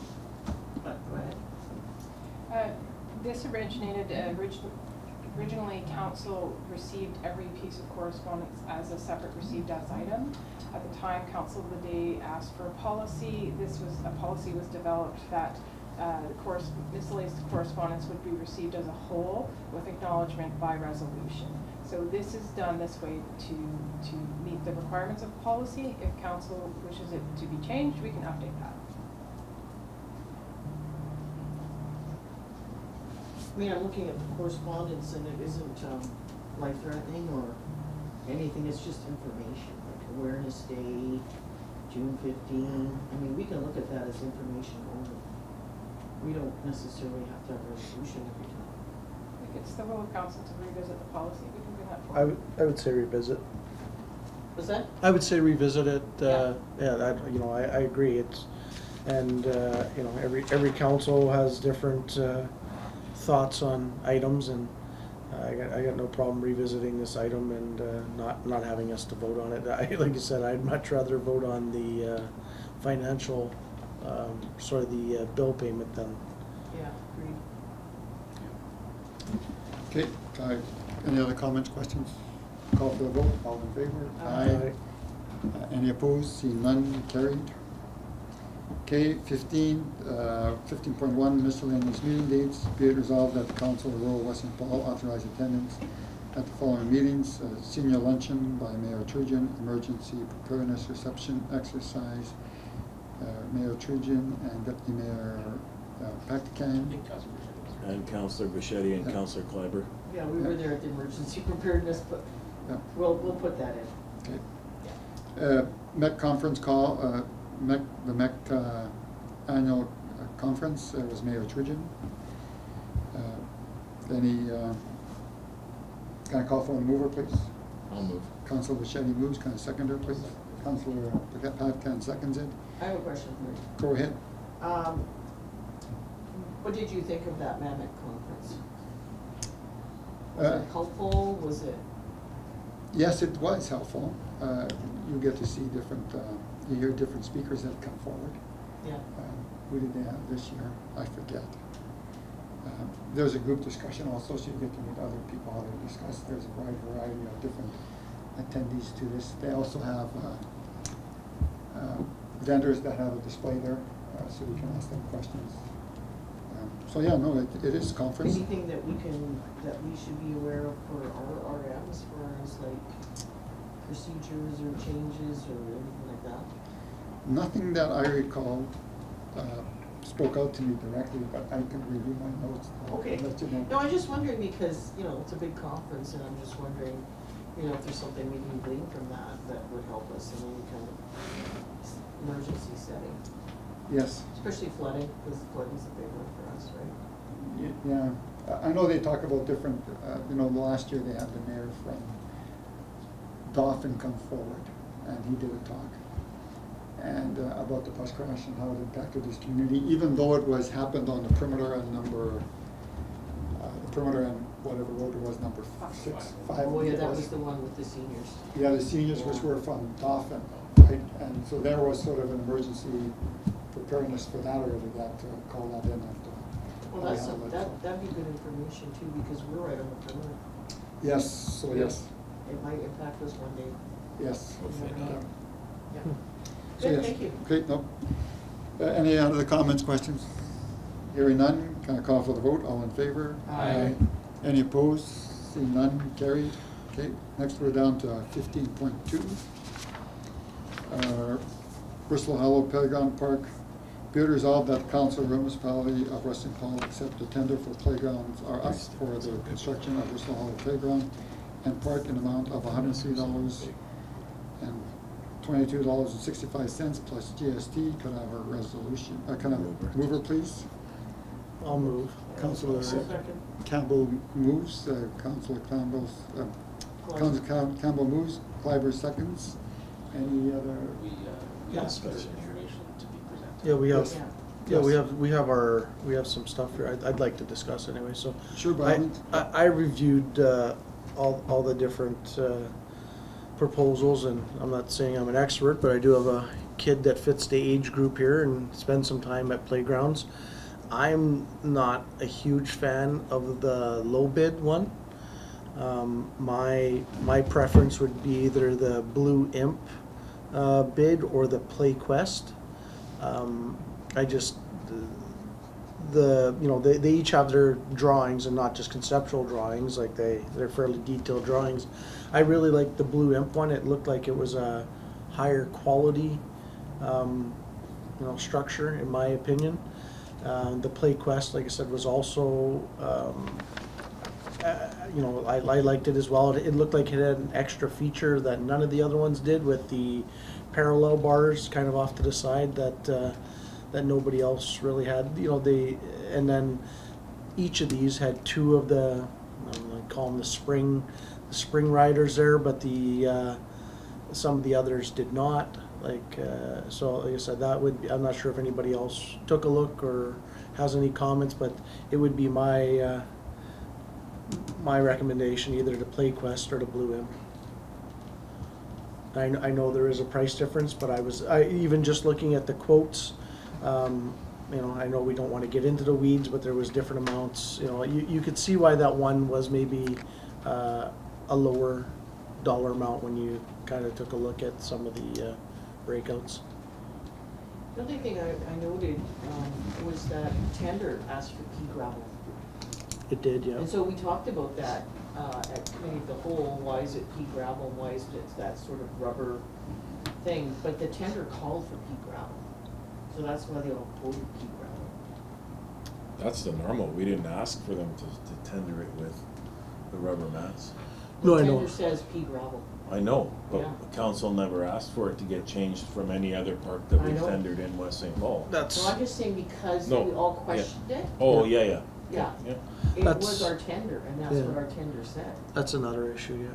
Yeah, that's another issue. That's another issue, and just on the accessibility front, like we're going to develop an accessibility lens at the ORM, and we could put it as a proposed option to look at other things that are more accessible, like a rubber mat or a different surface. Yeah, and based on the conversation we had on at Committee of the Whole, and some of the feedback we're getting through the accessibility committee on a go-forward basis, we should be looking at hardware rubberized surfaces. We've had that conversation internally as well. Which one is that? That's the No. So Councilor Campbell, what was the major differences in terms of the quality that you noticed? I'm just looking at the sketch, but what? Just even the slides, like the big slide. Hold on a sec here. I have each one of them open here. So The number one, the slides are open. Number two, they're in tubes. Oh, yeah. And then they got peekaboo windows and that kind of stuff going down. That was Just one better that quality, was more not. safer. type yeah. thing? So here's one thing that you guys, if you look at the Blue Imp one compared to any of the other ones, it looks like it's a much larger footprint. Yeah. Right? It's There's more things on it. yeah, and that's, I know it's more money, but I actually really, that would be my number one pick, is it looks like it's a greater, it's covering, yes, that one. Look how big, like even if you go back to the other one you had, that one looks much bigger. There's a connecting piece. Yeah, I That really, one piece is- that one I really like. I said, I know it's more money, but that would be my first choice, would be the Blue Imp. It looks like a much better, Get a rock. yeah, Is that within our? it's Yes. underneath our budget, yeah. Yeah. They all are. Okay. Just noteworthy, Blue Bloom specified commencement 12 weeks from award. Yeah, So it might wind up being a couple of weeks later, but it's probably neither here nor there. yeah. 3 months. But the other one was 3 months too. Yeah. The first, that- the that's lowest right. bid was 3 months as well, Yeah, so, it's 2 weeks difference, yeah. yeah. Yeah. So I- The playgrounds are us though, that has a pretty big field. If you, what I didn't like about it just looked, it looked more economical. Okay, and if I may comment, there is almost $30,000 difference where we're gonna look at this if we wanna start updating, you know, maybe not this year or next year, adding the rubber matting, you know, we might wanna start thinking if we're gonna change that, eventually change it or sections of it as we start looking at an accessibility, you know, aspect of all of this. We might start changing it in a lot of parks, even parts of it at a time. So let's take that into consideration when we look at this, so.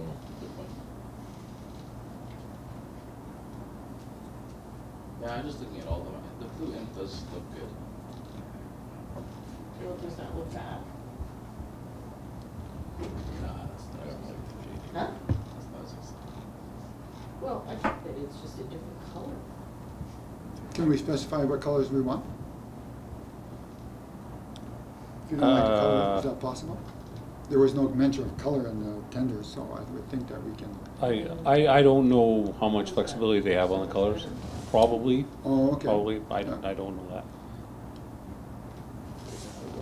Yeah, I just think personally the blue imp one looks like it's a much larger footprint and just a little bit spread out, bigger variety than some of the other ones. Maybe the other one was cheap. I think it's just a color, isn't there? So what they show is what we're gonna get then, basically? Yeah, Yeah? yeah, they've like, each one of them broke down and had pictures of each item, separately. Councilor Campbell, I think they're all pretty well size-wise. They're gonna, like, when they show the different sides to each of them, The numbers, like, the numbers. the JD Penner one you can pick yeah, colors. the JD, yeah. I'm not a fan of the No, JD not and Penner ones at all. I'm They only look- looking at those two. Yeah. Yeah. From the top, the first one to the last one there, it's price-wise.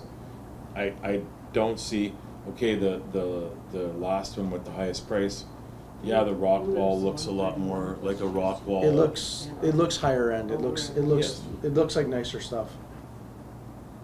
But at the same time, let's look at the cost to eventually changing it to, you know, matting maybe around rock walls areas, slides, and access onto them. If I may, there's been a recent case of a child getting stuck in one of the two slides. One of these. Neither one of these have tube slides. Neither one of these have tube slides. I'm just wondering, our budget's 150, Correct. right? So my question is, no matter who we go with, could we go back to that person and ask for quote for changing that pea gravel to? We could. We have to re-tender it. No, we could go back and ask them, or present a change order, Okay. and First get pricing on it. and get pricing on it, and Yeah. depending, and get a change order quoted on it, and then from there, decide whether or not we want to proceed. Yeah, because I would rather see the rubber matting going now, before you put the place structure up, Yeah, instead of after, when we're trying to yeah. do things, and we still got 20,000 in the budget. And there's no reason we can't do that. We could get a pricing on that and ask if there's any schedule implication as well. Okay, I'd like to see that. And we can do that, like we just put out a. Well, Doing a change order. I think what we'd want to do is make an award and then ask for a change order. Because we've realized it's come in under budget and that's things we wanted, but we didn't think we could afford right now. Right. Same as we do with streets, you get leftover. And depending on the pricing that comes back and the schedule implications that come back, deciding whether or not we want to proceed with that change order. Okay. So I guess the 100, the money that we have in there for the playground, that includes the fill that we're adding into it also? Yeah. We're hauling fill in there on our own right now. Yeah, but that's the. The pea gravel. There's the Talking pea gravel, there's gravel. the No, sod, it's talking this fill, costing, rolling. this It's very cost cheap. includes sod, topsoil, and the pea gravel. No, that's right, but the total budget that we had for it, did that include the fill that we brought into it? I know that we got some No, for free. no. So it was, always. No, it's not costing us anything. No, okay, but if it does, it would have cost us. So we would just replace the pea gravel with the rubber top kind of thing, right? Right, and whatever, Base you need. whatever base you need for that. Yeah, yeah. So we're not paying for freight to bring the dirt to it? Or- No, No, oh, okay. Most contractors are looking for places to dump, so. yeah. Oh, okay, okay. I would say with the blue, if they fulfilled all of the checklist, when I look at our planner, they did not fulfill the whole checklist. That is an issue for me, because we asked for certain things and they're not on there. And these guys have got everything on there, which is a good thing. Like, just sort If you look at the specifications on the tenders, you'll see that some of them are circled and some of them are, no, we have not included that on the JD planner. So, we want all of those things in there. Yeah, and the Blue Imp has these rock climbing features, like a rock climbing wall. I thought that was kind of cool, and also that rock feature is very interesting. They have 4 slides, and 4 swings. They have a lot going for it. I'm just looking at the one from PlayQuest, and they have supply installed pea gravel with non-moving geotextile of 20,000. So if we change that and put a rubber base on it, it might not be as bad as we think as far as pricing. Yeah, one thing, Councillor Clyburn, you can look at how many cubic yards that the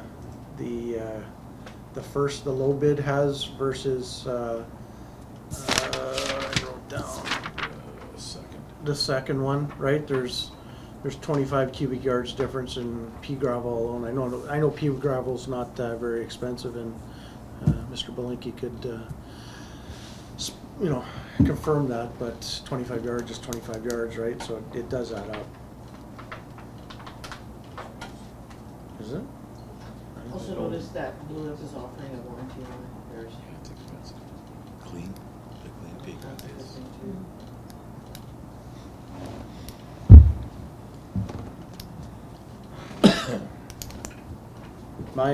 My recommendation would be to go with Blue Imp. I would like to get this approved and going quick, sooner rather than later. So that would be the one I would push for, and with the change order maybe of the rubber mat if we came back with a price sooner rather than later. But I think the playground stuff we should get ordered. So on any material change order is probably gonna have to come back to council, which would be in August. Would council contemplate a special meeting or contemplate giving administration an upset limit on the change order? Well, if I may speak, I think we had what the budget was. So I think if we're around budget, I don't know what everybody else's thought. If it comes in somewhere around the budget, then I would be okay with that with my vote tonight. Anybody else speak to that? I think we should see what it costs first before we, I feel more comfortable if we hear what the cost of this. Well, But we could pick the place, because I don't got a problem they with have to that. order it. Yeah, That's yeah. 4 to 6 weeks to get that ordered up. I mean, we can move ahead with it, but at least the rubber matting that they want to put on is, we should probably know what it is first before we say. well, I'm not giving carte blanche, but we had a budget of 150. So if with the rubber mat it came in at our budget, right? I would be okay with that. If it's above 150, then I wouldn't be okay with that. Yeah. So in the case of Blue Imp, the upset limit would be $18,000. Yeah. But some cost is gonna come off of that for the gravel that Correct. they're not putting down Right, already, so. 18 plus the differential for the pea gravel, right? Yeah, yeah. You can still let us know through an email, and then. I could, I guess what or I would, and I will. I guess my question is in the interest of expediting the procurement. Mm-hmm. We could do a Zoom. If, You can do Zoom, yeah. yeah, okay, well, if we could do, it, yeah, we could We do, just do a Zoom. All right. And we'll bang down. all right, we can do it that way then. And I think 9 times out of 10, the month that we cancel one meeting, there's always something, there's stuff that, I hate to, ladies look at me, don't say it, we've always had to, Yeah. you know, something that we've had to have a special meeting for. Okay, well, what we'll do is, But, if we knew which one we were, awarding to, then we could pursue a change order, Yeah. on that one. I'm gonna make a motion that we accept Blue Imp's proposal. Well, we already have a motion on the floor, so do you wanna just change that motion, or that resolution? Okay. I think that probably would be easier, right? Well, but I need, So we change it But- to but- Blue Imp So the bid. MLO will advise us. No, I know, but Council Campbell is asking who all agrees with him to Yeah. change it to Blue Imp. yeah, that's, Once we know who Oh, agrees no, with I it, think because, we- yeah, we all gotta say, yeah, okay. Okay, sorry. Right, right. I'm fine with Blue Imp. Councilor Yeah, Shelby? it's, yes, it's within the budget scope, so Yeah. does look like a nicer Yeah, play it's structure. nice. looking at it. Councilor Clyburn? Yeah, I'm okay with that. Okay, then, let's go with the change motion. Okay, so let's go. So just change the resolution to And I'm that. the seconder, and you're the motion person, Mhm, right? yep. So I agree to change it to Blue Imp at that price. And then do we,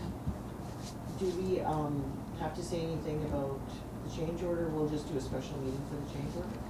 Yeah, I'll get back to you, once we've done some homework on the rubberized mat, and, at that point, we can set up a special. Yeah, so in the future, when we do playgrounds, we should specify Let's see the cost on In this the one first tender that before we we start want. specifying. rubber matting. We can always So that ask it's the always purchase officer. accessible. You don't have to go with it. I think we, on River Grove, I think what we. we specified asphalt. Right. So what I think we talked about during committee of the whole was getting feedback from the accessibility committee in terms of specification and recommendations for items such as this. Yeah. And whatever that specification or the recommendation might be, you know, that could become a standard clause in tender documents going forward. I agree. Yeah. Yep. It's not just for people with disabilities, but it's also for parents with strollers and. and Accessibility, bikes and- Accessibility it's is not accessibility in just general, yeah. a disability. There's a lot of, There's a lot Yeah, of people that it's do that. accessibility in general, I just yeah, think absolutely. this one looks better. Big slides, even that slide. Okay, well, the rock wall looks nice. It does. okay. So, okay, to go forward now, what do we have a motion in to, We're gonna adjust the so motion. we wanna She change can it, read so, Correct, so I could read it again if you by want. all means, go ahead. Be it resolved that the council of the rural municipality of West St. Paul accept the tender from Blue Imp for the construction of the Whistler Hollow Playground and Park in the amount of $131,789.43 plus GST. Can I have a mover, please? We have a mover? The movers agreed We have to? a second, Yep. we agree to the amendment. Okay, good. Can I call for the vote? All in favor? Aye. Any opposed? Seeing none, carried. Okay, so now we're down to The end. the Adjournment. end. Yes, we did this. Oh, boy. We're at the end. Took us last time to do Yeah. committee. Okay, so now we're at number 19, adjournment. Yeah. Sorry, I did Go want ahead. to, Mr. CAO, so you will get the procurement going even before? Yes, okay. we will make the award, and we'll come back with any change order information, but we will be procuring and ordering from awarding and procuring from Blue Imp, thank you. And from there, we will come back with any information around a change order for a rubberized mat. Perfect. Yeah. We will not wait for the details on the change order. Okay. Yeah. Okay, be it resolved that this meeting of council stands adjourned at 8:21 PM. Can I have a move it, please? Move. Councilor Bichetti moves, can I have a seconder, please? Councilor Farber seconds it. Any comments, questions? All in favor? I call for a vote aye. Anyone opposed? Seeing none, carried.